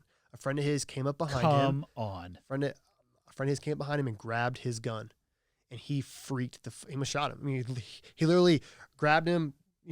Swung to break contact, turned around, and he drew at him. And he was like, "Whoa!" He freaked out, and he's like, "What the fuck, man? Like, yeah, like we're buddies. We hunt together. We do whatever together." But I would holster up and punch that motherfucker right in the face. Different mindset, right? You can beat up your friends. There's no law against that. Unless there is a law written somewhere against that. At least just pepper spray him and tell him, hey, bro, bye. You know what? Yeah, don't reholster up, take a second, and then beat the shit out of him. Beat the shit out of him to teach them a lesson that they need to learn. I did have a kid do that in Walmart one day to me. He grabbed the back of my thing and I just swung. I knew it was a small hand. Like I kind of saw it. I just kind of swatted it. Gnarly. But dude, also I've had cops pull jokes on other cops, which are super not cool. I've had cops, how you can release the magazine while it's still in the holster. Yes. I've had them just push that. Sometimes do it on the range, and it's kind of funny when you need it on duty and you pull out and present, and you hear ka-tunk. You hear ka-clunk, and you have one round in the gun. Yeah. The advice I always give cops is, first off, I used to always dry fire before shift. Completely unload my pistol, get some light sockets, do do a couple transition drills, charge my weapon, check, set the magazine, holster every shift. Yeah, Because that's smart. of that. Because there was actually a video, that same video with the shooting in Chicago, the officer went to shoot, and you hear a click. He had a tap rack. Dead man's gun. Dead man's gun. Tap, and this happened literally probably a week and a half ago. And so you think about it, and probably what happened was he got complacent. He went home, put his gun in the safe, or was maybe even dry firing. Yeah, somehow had an empty chamber and Just put it in the loaded it. service. Yeah. Didn't think about it. So that's why habits and routines are extremely important. I'm sure you guys do it. I'm sure you guys did it in the military like freaking clockwork. It was probably ingrained in your. You'll have one or two dead man gun in your career, and then the hammering that comes. Like, I am a press check Nazi. You should be. Out of the holster, check the magazine, check the round, put it back, and I'll Tug on it, dude. now people are sit there, and I'm like, yeah, I don't feel like owing beer, because that's what it always was. It was a case of beer Right. every single time. Right. But there's nothing.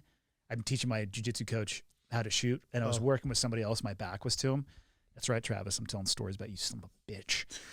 And I was working with somebody else, and he was doing a drill. And I was, you spend enough time around ranges, you pick shit up, and all I hear is whoosh, click. And I didn't even turn around. I was like, dead man's gun, case of beer. And he's like, what? You did? And as he was like trying to like sneak it, like get around it and put it back in his holster. I was like, yeah, case of beer. He's just like, God damn it. Heard it, bitch. I mean, it's the loudest click you've ever. It was like right in between shot. I mean, I'm wearing earpro that's got the electronics in it, but right in between shots, just click. I was just like, oh, gotcha. Man. And that's the thing. It's just like things like that law enforcement, like we just don't have the discipline that's ingrained unless you're about that life, right? Like again, yeah, some people kind of hate on like, oh, like the thin blue line, it's a terrible thing. It's against the flag. Like it's not a family, it's a job. But it's like, yeah, but like in your cubicle, like, do you rely on Ted in the cubicle next to you to literally come save your life from what you ran out of Staples? Like, I'm not saying your job is less important. I'm just saying that it's different. It's just a different mindset. And I think people don't understand. And do I think it's disrespectful? It's the best flag in the world, bro. And Agreed. There's no other country that you could do. My dad's an immigrant. He came from not America. Came here when he was 18 years old on a boat with nothing. Built $1 million business. It's awesome. Out of our garage, right? And so this whole thing about, and my dad's also not white, believe it or not. I mean, I know I look white, but my dad's not white. And so like for somebody to say, and when everybody talks about this oppression stuff, my dad literally laughed. He came from a third world country where they will chop your hand off if they think you stole something. Yeah. Right. So he's like, he comes here and he's like, oppression. And then what was it? It was Iran that just executed one of the best wrestlers in the world. I heard about that. Yeah. For what? I don't remember what it was. Stood up to his government. That's not smiled upon there. It's not. And President Trump even tried to, and he sent a tweet or something, but you had Dana White, you had all these. That is actually how I heard about it first, was through Dana White. I clicked on a link. I think Joe shared a link. Sure. And it was something it, and you think about that. That's oppression. 100%. Oh, that's straight up dictatorship. Oppression. That's and then like we come here and you think about the opportunities. There's nothing that we can't do. Anybody can't do. And like, even talking to Suresh, he has that same mindset, right? Being a black man in law enforcement, I have no idea what that's like. I have no idea what it's especially like. Where he worked. Especially where he worked. Shit. Right. Because I listened to y'all's podcast and I was just like, holy shit. I mean, again, I've had multiple conversations with Suresh. Like we text, and I'm sitting here going, and then I was listening to this podcast and I was like, holy fuck, dude. Yeah. Like it's some just heavy crazy. shit. Again, he's just one. There's thousands. Right? Like you look at Atlanta. Atlanta's a predominantly black law enforcement agency. Philadelphia, predominantly black. The whole command staff's black. Right? Like you think about this and it's like they've achieved, like you look at successful people and you're like, everybody can do this. It's just the logic, the mindset, the misinformation of I need to get this. I'm owed this. I'm this. And nobody owes you shit in this country, man. Like I agree. That's something that I've learned the hard way. Like the value of $1 goes a long way. And the value of hard work goes a hard way. Like, again, like you don't get to where you've gotten to and the things you've done in your life by just sitting on your ass and saying, well, somebody else should have done that. I mean, fucking. You got to do it yourself. Got to do it, bro. And that's the thing is like, for me, one of the hardest decisions I've ever had to make was to leave law enforcement to run effective fitness full time. My job is to make cops fit, make cops healthy, to get them home at the end of the day. And when I do these videos and I do these live feeds with cops and I get to communicate with them and I get questions like, hey, I'm embarrassed. I'm embarrassed of my weight. I don't want to, hey man, you're doing more than the guy that's not doing anything. Yeah, you took an incredible first step just by signing up and acknowledging that. Just by signing up and acknowledging. And we have a team like, with my fitness program, we offer, obviously it's continued coaching, right? So you get 5 workouts a week, body weight workouts, all that stuff. We do one-on-one coaching. We do nutritional coaching. We have 24/7 PT help. So let's say you're there, like you hurt your shoulder, you're like, man, it hurts, but I don't know what to do. You can have a Zoom call with our PT for less than $1 a day for the whole month, right? Like we have access to these. We have rehab programs because cops get injured, shoulders, knees, lower back. Yeah. Those are the common areas. Running programs, academy prep programs, but basically the purpose for me was to really just say, here's an all-inclusive program. It's cost effective. I know what it's like to make $900 a paycheck. It sucks. Yes, it does. Eating fucking sardines and drinking water for dinner. By the way, sardines are actually a great source of protein. I'm not saying anybody about sardines. I fucking love sardines. I went with more like mac and cheese and ramen when I was in those days. Okay. And water. Carb. I've never been a sardine fan. No? And you could buy more ramen per volume. Oh, true. Yeah. Yeah. I saw. And it was lightweight walking back to my super shitty super barracks. lightweight. Yeah. Oh, dude. I could Stuff a backpack for about $6. How long were you in the military? 17. It's a long time, dude. It was long enough. Yeah. It was long Miss enough. I do. I miss aspects of it. And other aspects, I don't miss at all. Yeah. Because I was going to ask you, are you glad that you decided to get out of law enforcement? I am. And I'm glad. But I bet you're thankful for your time in law enforcement. I am, because I wouldn't be sitting in front of you if it didn't happen. Did I miss it when all the stuff was going on, all the riots started and all this stuff? Dude, so I'm actually still certified as a police officer. I'll be certified for probably next 6 or 8 months until my certification runs out. I might still go reserves or something, but I work 7 days a week. I work 12, 14-hour a day. I did miss it. I was out there. So, we run multiple pages on Instagram, all run by active law enforcement. So I got 2 guys, Joey and Kyle. They work out in the Bay Area in California. I got Ralph, who works for the feds in California as well, not ATF. Sorry, some people are like ATF sucks, which I would agree. Sorry, my ATF guys that I used to work with, but that aspect of me being out of it and not being connected, not being able to let's go fucking do work, let's go. It sucked, and yeah. I missed it. Like I fucking cried, dude. Like I was like, I had my brothers like, hey man, text me when you get back home. like I'm a fucking mom, right? Like, but hey man, can I come by and grab your helmet, dude? Take whatever the fuck you want. Like, what do you need? Ammo, guns, ballistic shit. Just take whatever. And I do miss it. I miss the clowns. I don't miss the circus. Agreed. I feel exactly the same way. That makes sense. I miss, and again, I'm still very close to law enforcement. I still help train law enforcement, but I feel like my mission now is just to inform, educate, and try to make them gain that skill and knowledge to be more confident, to be more successful. I just live by that because I think that it's a little bit of that in life, right? Even just like with business, right? Like the more you have, the more confident you're going to be in making decisions, the more successful you're going to be. And I think anybody who is successful can probably attest to that, right? But yeah, dude, I miss it. But I mean, I would assume you miss out jumping out of helicopters and airplanes and doing super cool shit. It wasn't. I mean, it was fun, but all of those things you kind of get used to what's going on around you. It just becomes a norm. Yeah, it becomes the norm. I mean, when we were doing that stuff, I was like, yeah, that's cool. I mean, we're not paying for this, which is nice. But yeah, a lot of the times it was just another day on the job. That's so. From your military experience, how much combatives water training did you guys do? Zero. Inside the water? Zero. Who the fuck has ever been in a water combatives fight?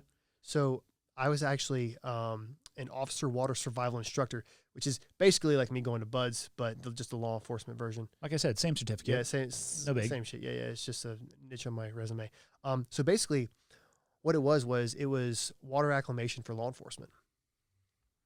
I feel like that's a churched up term for throwing cops in a pool and see what they do fully clothed. Yes.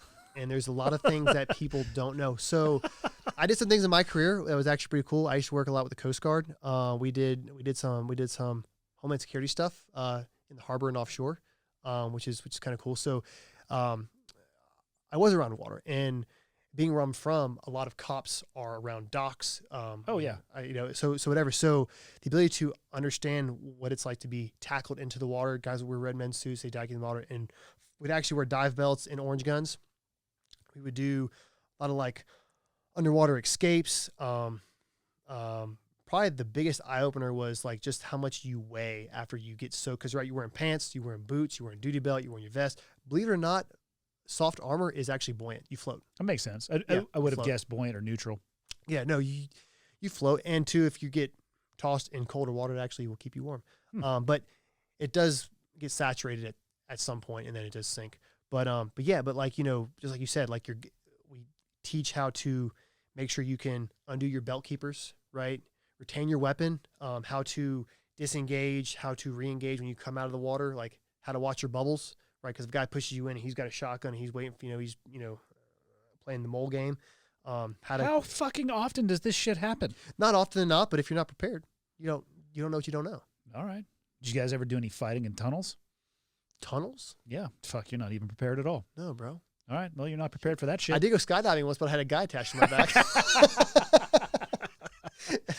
And that shit was fun. I actually did that in Utah, dude. That was, dude, I think that's the old tandem skydive. The old tandem. He's like, "You ready?" I was like, "Dude, if you don't fucking jump, I will." I was like, "I don't care about anything right now." But it was awesome, man. I have friends that have done SEALs, Delta, all like the fucking cool shit, jumping helicopter, and they're like, "Yeah, dude, it's not as cool." It's like after like the 100th fucking time, you're like, it's just as you said, it becomes the norm. It's just what you do. It's just what you do. And I just like, again, coming from a law enforcement background, people think when they get in a cop car, they get in a fucking Bearcat, they think it's the coolest shit ever. And you ask any SWAT guys, you're like, "Yeah, I spent 16 hours in this motherfucker, had to piss in Gatorade bottles," and they're just like, they're miserable. Yeah. Like I used to complain about the duty belt and the outer carrier. This thing is the most uncomfortable piece of shit I've ever had to wear. It doesn't even stop bullets. Like, like what if I get shot with a rifle? Like I'm gonna die hot and uncomfortable. Like you start complaining about shit, Yep. and people are, and again, this is just where it's just so funny when you hear just different perspectives. Like I think of what you did, or what I assume what you did. Like because you were, again, I try to listen to parts and bits of podcasts. I have ADD like a motherfucker. But like you were part of the Jessica Lynch rescue. Mm-hmm. That's fucking cool, man. It was okay. It was okay. Yeah, see, like you said, it was okay. Like that made national news, and it was it was It kind made of a big national deal. news for the wrong reason, though. It was blown out of proportion by people well above our pay grade, and I would describe it as being, used, and as a PR stunt, and I think Jessica herself was the recipient of a lot of manipulation, people using her and her story for something that it wasn't. So, the rescue itself, from a tactical and technical perspective, it went off flawlessly, but it's not like we were shooting our way into the hospital. Sure. We didn't encounter any resistance inside of the hospital. Got her in and out of there in about 10 minutes, I'd say, and then spent the rest of the night, door by door, room by room, building by building, clearing the whole structure. And it was a long day. Long day. Her portion of it was 10 minutes. That's awesome. And then, was she awarded a medal? I think she got a Bronze Star with V. Earned? Hard to say. I wasn't there, and I haven't read the citation, so I don't know exactly what they gave it to her for. It's crazy. I just because I hear stories of medals being given out sometimes, not like the stolen valor shit. Yeah, that's obviously a whole different ballgame. But the military award system is broken. It is directly tied to and this is my opinion. Sure, it's directly tied to the advancement system, and you will see people who have different ranks getting different awards for the same behavior. It's crazy. Well, and it's because it got, it comes up for evaluation time, and this person is due for this next wicket, or they have this rank, so therefore, because they're in a leadership position, even though they didn't do fucking shit, they have to get this award, and it devalues the entire system. That's very familiar to law enforcement. So you had these guys that have done incredible things in their career, saved countless fucking lives, and then the person that gets the award, the person that gets the recognition is the dude that changed the flat tire on the side of the road because it was the mayor's son or some bullshit like that. And you're like, what about the dude that fucking put the tourniquets on the 3 children that were in the car accident? I've had friends that I know personally that I've trained with respond to active shooters. There was one in Anderson, South Carolina, my buddy Tim. He's a 311 guy in the Marine Corps and he was first one on scene. A guy went there and started shooting up school, right? He saved 2 kids' lives, right? Like, you don't know his name. Like, you don't, he didn't get anything for it. He got a fucking lot of stress from it, right? But he saved lives. And I was like, Tim, dude, like, him and I were training medical shit literally like 2 weeks prior to that. So like his shit was on point. So like I hear stories about that and I'm like, Tim, like, why aren't you up on a fucking, like, people like that, they're everywhere. Yeah. They're everywhere. And and I'm sure in the military too, like, especially when you get to like the SF realm, the special operations realm, where it's just these guys are doing shit that nobody knows, right? And they're the amount of heroism that has gone unrecognized is, I don't have the vocabulary to describe it. Yeah. It's quite frustrating. I mean, it is to a degree, and then there's also this acceptance of that's just part of the job too. Because you signed up for it. Signed up for it, and you know what? It's not really anybody's job. Well, I mean, I guess it is at some level in the leadership position to sit down and take note and record and reward people for that stuff. Because when you're banging targets every night for 6 months or 90 days or whatever it may be, you know, some shit's going to get lost and forgotten about, and that's the way it is. That's so crazy that you say that, man, because I just feel like with all this shit going on right now, again, there's so much stuff that nobody knows about, right? And that includes like the law enforcement stuff. I feel like people don't know, like, all this human trafficking that's going on, like all these U.S. Marshal Task Force, FBI, they're finding hundreds of kids stateside. Yeah, it's gnarly. Hundreds. I mean, who knows all where it came from, but I do kind of want to bring something up. Have you seen that video recently about the dude that was talking about the raid on Osama bin Laden? The dude that was like training falcons for, oh, you mean birds? Birds? Falcons? Yeah, like the hunting falcons, for.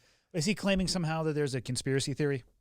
I don't know. He says he has evidence about Hillary Clinton and Joe Biden of how they. I know what you're talking about. You know what I'm talking about? The dude with the beard looks like he's wearing a turban. So then there's the beard, and then, you know, that somehow there was a claim that they sold them out, and then Extortion 17 is the helicopter that went down. Correct. Here's the thing. Those were 2 different squadrons. So the people on Extortion were not the ones who executed the raid on Osama bin Laden. And those stories come up about every 6 months, and I wish people would just let that shit lie, because there's no conspiracy there. When you have hundreds, if not thousands, of RPGs shot at you over the course of a career, one of them probably is going to hit at some point. And people had conversations about, fuck, man, we've been really, really lucky. And a 47 is not a small helicopter. They don't move incredibly fast. They were low to the ground when they got hit. And that's the way that shit happens. And I just feel like it's such a disservice to the family who already has to work through enough grief. Let them find some healing and recovery from that situation. Sure. So, and it's the thing is, I don't know why those people are doing that, but they have an open invitation for me just to fuck right off. Yeah, because he even was talking to, I guess, Ty Woods was. So Ty Woods is dead. Correct. So it was it was his dad and brother doing the interview on this guy. They need to let it go. You know, Ty Woods killed in Benghazi. Right. I actually knew Ty. And the same thing, it's like, it's crazy, man. Come on, people, you need to let it go. And I'm not going to tell anybody how to grieve, but what I would say to both of them, his brother and his dad, is you're not making the situation any better. Yeah. And you're not going to find a bucket of truth at the end of this rainbow that you're going after. Yeah. You should probably focus on grieving for your son or your brother and, you know, doing something great with his legacy. Yeah. He's a hero. I mean, without a doubt, you know, and I think it's just also could be the media's claim, or whoever the fuck this guy is, claim to just try to get a little bit of that 15 seconds of fame, to try to hold on to that, maybe that little piece of hope of more information that may or may not even exist, right? And it's just so crazy. So because people, it's like this clickbait. It's the same thing. It's like these guys, dude, back to the social. Back to the fucking, damn you Netflix and your fucking show. I'm telling people, though, you should go watch that. And Seriously. And watch it, and it's, I think I described it on an earlier podcast. It might not have come out yet. It's a blend between nonfiction and a little bit of acting that goes into it. But if you can make your way through it, it's worth sitting down and just thinking about it for about 30 minutes afterwards and being like, I wonder how much I'm a participant in this system. The reality is we're all deeply participating in that system. Some of us just, I don't know if they realize how much. I mean, I watched that video. You watched that video. Yeah. Did it change your usage of your device? It did. A little how bit. so? A little bit. So I've always tried to get other people's perspective. So I do follow pages that have opposing views as myself, right? So I get a different perspective. Yeah. However, my mindset is I am who I am. Yep. I know what I know. So it's also very hard for me to be like, nah, you know what I mean? Like, you know what I mean? Like, come on, bro. Like, you're totally full of shit. But again, is that just the information that I've been fed over the past however many years? And that's just how my brain, how they fucking programmed me. Like they said, we're being programmed by who? We don't really fucking know. Well, they're getting us to try to look at our phones so they can change the batteries out on the old Seagulls. That's what I think is going on. They got to switch out the batteries. Again, I've looked at my phone once, and this is probably the less stressed I've been in a long time. Oh, I know. I don't want to look at my phone because I already know what it's all going to be. It's going to be the Supreme Court hearings. It's going to be talking about the election, which I can't fucking make heads or tails of every side saying this side's winning and that side's winning. And then portions of the U.S. burning to the ground. I'm so utterly sick of it. It's on repeat. It's on repeat. And for me, it's the best part about the election are the memes. It's a fucking gold mine, dude. If you're a meme generator, oh god, dude, it is like again. I can watch Biden talk again. I'm not a huge political guy. I just believe in certain things, and if you align with those values, then hey, we agree. If we disagree, hey, we're still cool. Like again, I have family members that are complete opposite end of the spectrum. Hate cops, think that they should be whatever. But you know what? During Thanksgiving dinner, whenever we talk all the time. You can still be a normal American. They're like, hey, pass the potatoes, pussy. And then I'm like, hey, you want to fight about it? Who are you gonna call to come save you? Because I know more than you, right? Now, I've been training jiu-jitsu. Don't dial 911. Right. So that's the thing too. Is I think people fail to realize that we can still get along and be different, and I think that's where that divide is coming in. It's like, I'm supposed to hate the other side because they're trying to take this away from me or they're trying to change this. And really, again, cops want what's best. Normal people should want what's best for everyone. And I think too, just like you said, that 20 to 25 age range, which is I'm not really far from there, but I don't associate myself with those. I'm 32, so but you're far enough. I'm far enough. And I was also raised to treat everybody equally. And I was also raised to respect everyone until it's time to not respect them. Right? Yeah. Like I said, I think all lives matter equally until they don't. 100%. And that's the thing is people say, get mad at that phrase. And I still am, please give me a logical explanation as to why my life doesn't matter, why your life doesn't matter, but yet his life matters. Well, they're in a crisis. So you're saying they're different than us, which would make you a racist, because you're saying that one person is superior than the other or one person is different than somebody else. I see that person as a person, right? Yeah. And so it's very hard for me when people say I was actually called a racist because I was told, I said, I don't see color. I don't. It's not how I was raised. I do see color because I physiologically can, but I try to avoid any and all bias. Right. So like I base somebody based on who they are. Yes, right? And how they behave towards me. If you treat me like a piece of shit, well, stand by. Yeah. Right. So, but again, when I told somebody that, and just that's what I meant is I go based on who they are as a person. I was told I was a racist because I did not see color, and I was very confused. And again, I didn't get. I was like, well, you can't say that about me. I was just like, well, why? And their explanation was just something irrational. I don't even remember what it was. I kind of stopped paying attention. I was like, well, I don't even want to associate myself with you because you just called me. That's such a hateful word. It's such that word. And it's a powerful word right now too. And people, it's almost like a trump card that they save so they can slam that on top, and then almost anything that you say after that is irrelevant. It's like, listen, I mean, people can call me a racist if they want to, but it's like I know that I'm not. So right, again, not. Open opportunity to just get. And my fucked. Friends know that I'm not. Like so as thing too is like.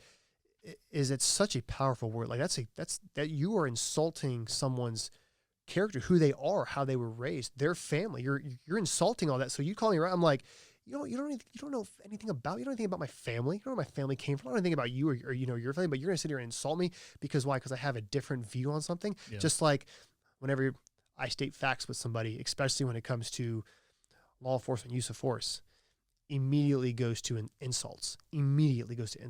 Well, you're saying that because you're a pig, or you're saying that because, blah, blah, blah, blah, blah, or you're white. You don't have to worry about that. And I'm like, no, I'm just telling you how it is. Like, even when on traffic stops, like, I comply on traffic stops. compliance is huge, and that's what people fail to understand. Hey, I'm going to video record. Cops, the majority of cops do not care if you video record. Now, if you're under arrest and you have to drop your phone, then yes, obviously you have to take your phone away. Yeah. But at the same time, it's like that gap of just what's not being shown by what every interaction by cops is basically saying that what people need to understand is that the divide between race and cops is there in the sense of the media is making it there. Factually, statistically, it's not there. It's there in outliers. But like you said, it's a community. And I always try to caution people, and I caution it in myself, is I don't judge communities based off of individual actions. You have to take it and then aggregate. And I kind of hate the term bad apples too, because that's just, there are fucked up people in every community. I've an open challenge to anybody listening to this. Shoot me a DM or an email with a community that you think is above reproach of people who have never behaved in a manner that was beneath what was expected of them. And I'll wait, because that email will never come. Correct. So now we talk about statistics and people. We talk about the interactions, right? So we talk about law enforcement's purpose, right? So what's the purpose of law enforcement? Let's just not say it's to serve and protect. What's the purpose of law enforcement then? To enforce laws. Enforce the laws, right? To stop crime. And we try to stop crime. Protect and serve is a nice motto, and it might be on the cars, but it's not a job description. It's not. It is to stop crime. We try to stop crime. I say we. Cops try to stop crime before. I need to let it go. Let it go, not we. You'll get there. Just work on it. Baby steps. Is there a class for that? Did you take a class? I didn't know. No. There was a fuck I keep forgetting. So the interaction between law enforcement and people. So you have to look at, their job is to stop crime. They're going to go where the crime is. So we talk about straight up population, about 350 million people in America. Okay, about 76% white, 13% black. 6% of that 13% are black males. So you have 6% committing about 53% of the violent crimes. That's a problem. And it's a tough one to wrap your head around, and it's one that a lot of people don't want to spend time discussing, and that's a disservice to everybody. Right. Correct. And so you think about the interaction between law enforcement's job. There is a correlation between law enforcement interaction and crimes committed. Clearly an interaction. So when you say, well, law enforcement stop more black people than white people, that statistically is not true. More white people are stopped by the police. You can look this information up. However, when it comes to interactions for violent crimes, you have a smaller sample size, right? So obviously there are going to be more interactions with law enforcement and people of color because there's just a smaller sample size. So again, if we know that, like, plus you got to think about like socioeconomic status and the type of crimes. Like, cops aren't going around like shooting people who commit white collar crimes. They're like, drop the fucking checkbook, you embezzler, right? Like, yeah. They're not, but they are going after armed robbers, right? So when your race dabbles more in the violent crime, well, violent means have violent ends, right? So when you put it in that perspective, saying again, this has nothing to do with training. This is just straight data and facts. So if the goal is to stop crime, they're going to go where the crime is being committed. And what's the most heinous crime of all? I would say most people would say murder. Murder? Most people would. I would definitely agree with that. So you talk about 6% of the population committing more than half of the murders in America. That's a problem. It is. So black on black crime is a problem for sure. Any crime's a problem, but we have to figure out how we can find a way to make people say, again, a lot of people say, we need to abolish the police. Well, have you ever asked someone in these communities, in these high crime communities, what they want?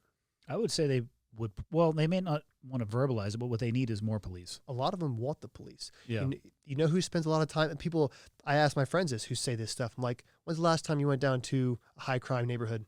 That's right. You know how many cops? You know how much time I spent in a high crime neighborhood? In a low economic, more time than they have. Yeah, probably the majority of your time. The majority, because why? What is the goal of law enforcement? Enforce law. Stop crime. Yeah.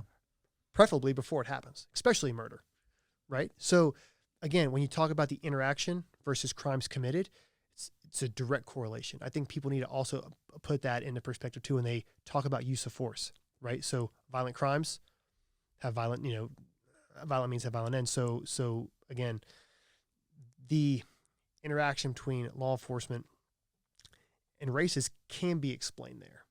It's not, obviously there are other factors that are going to play into that, but that's kind of what people need to research. And people don't want, that's what, because again, the media is not going to say that.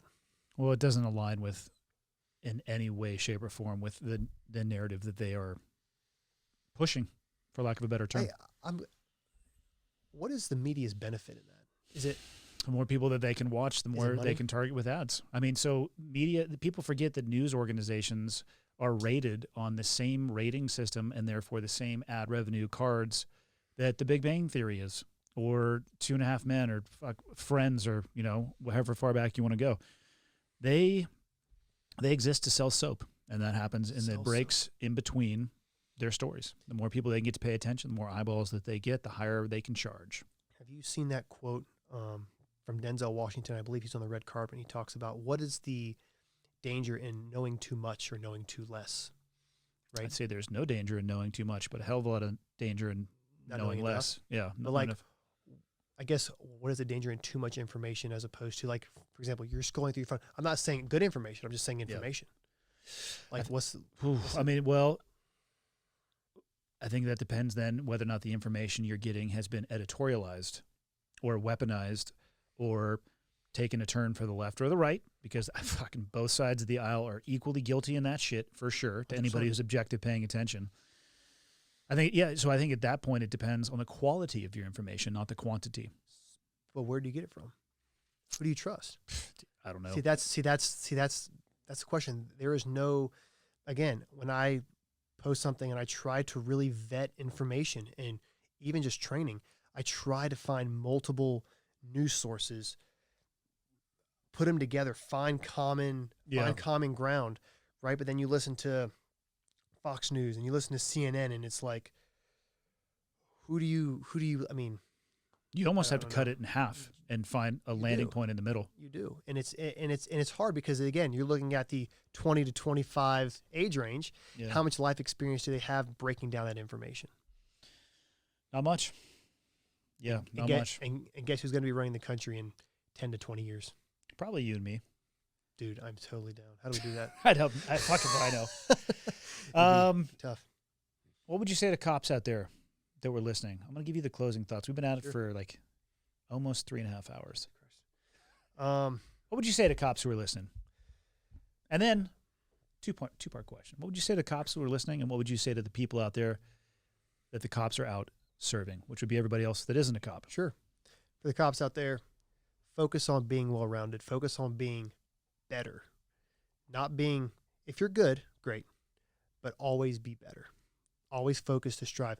Always learn how to self-assess, because nobody else is going to self-assess for you. Know your weaknesses, make them strengths, be well-rounded. Fitness, jiu-jitsu, case law, medical, and have each other's backs. It's extremely important, because I'll tell you right now, there's a lot of, if I get promoted and somebody else doesn't get promoted, they may be like, fuck that guy. But then I get shot and killed, and then you're sad, and you're in your uniform. Yep. There's a cop on that. So it's like, take care of each other. If you want to cover my shift, fucking cover the guy's shift. Be a decent human being. Be human. Okay. For everybody else out there, cops are good. The majority of people like cops. They're from society. That's the best way. They are husbands. They are brothers. They are sisters. They are grandparents, right? They are people. And so I think people lose sight of that, and they think of them as robots. They are not robots. They make mistakes. Hopefully, in the future, there will be better accountability, better transparency, and the ability for law enforcement to communicate better with the public. And my last point is, if you have a fucking question about law enforcement, ask. Don't assume you know, because you probably fucking don't. That's fair. And if they want to ask you, where can people find you? Police posts, POLICE, POSTS, or at Effective Fitness. It's effective.fitness training. And those are all on Instagram. And if you have a law enforcement question, you're probably better off DMing police posts. I get about 200 DMs a day. I try to go through. It's a lot. I try to go through them all, but if not, go hit up the Effective Fitness page for your fitness questions, for your health tips, for your health and wellness. We also have agency programs. We're actually talking with a couple agencies that implement a full health and wellness program agency-wide. That's awesome. It's awesome, man. Yeah, we're really pumped. But Andy, I really appreciate you having me on the show, man. Fuck yeah, man. That was awesome. Dude, this is such an honor for me. Sorry if I kind of ramble along, guys. I have ADD and the time zones really fucked me up for some reason. I don't know why, dude. You'll be all right. It's maybe the thin air. Maybe it's the lack of Guinness in this cup right now. I don't know. I mean, we can fix that. I got my kids this week, so I got to head back at some point. Absolutely. But yeah. Thanks, Awesome, man. man. I appreciate it. Thank you.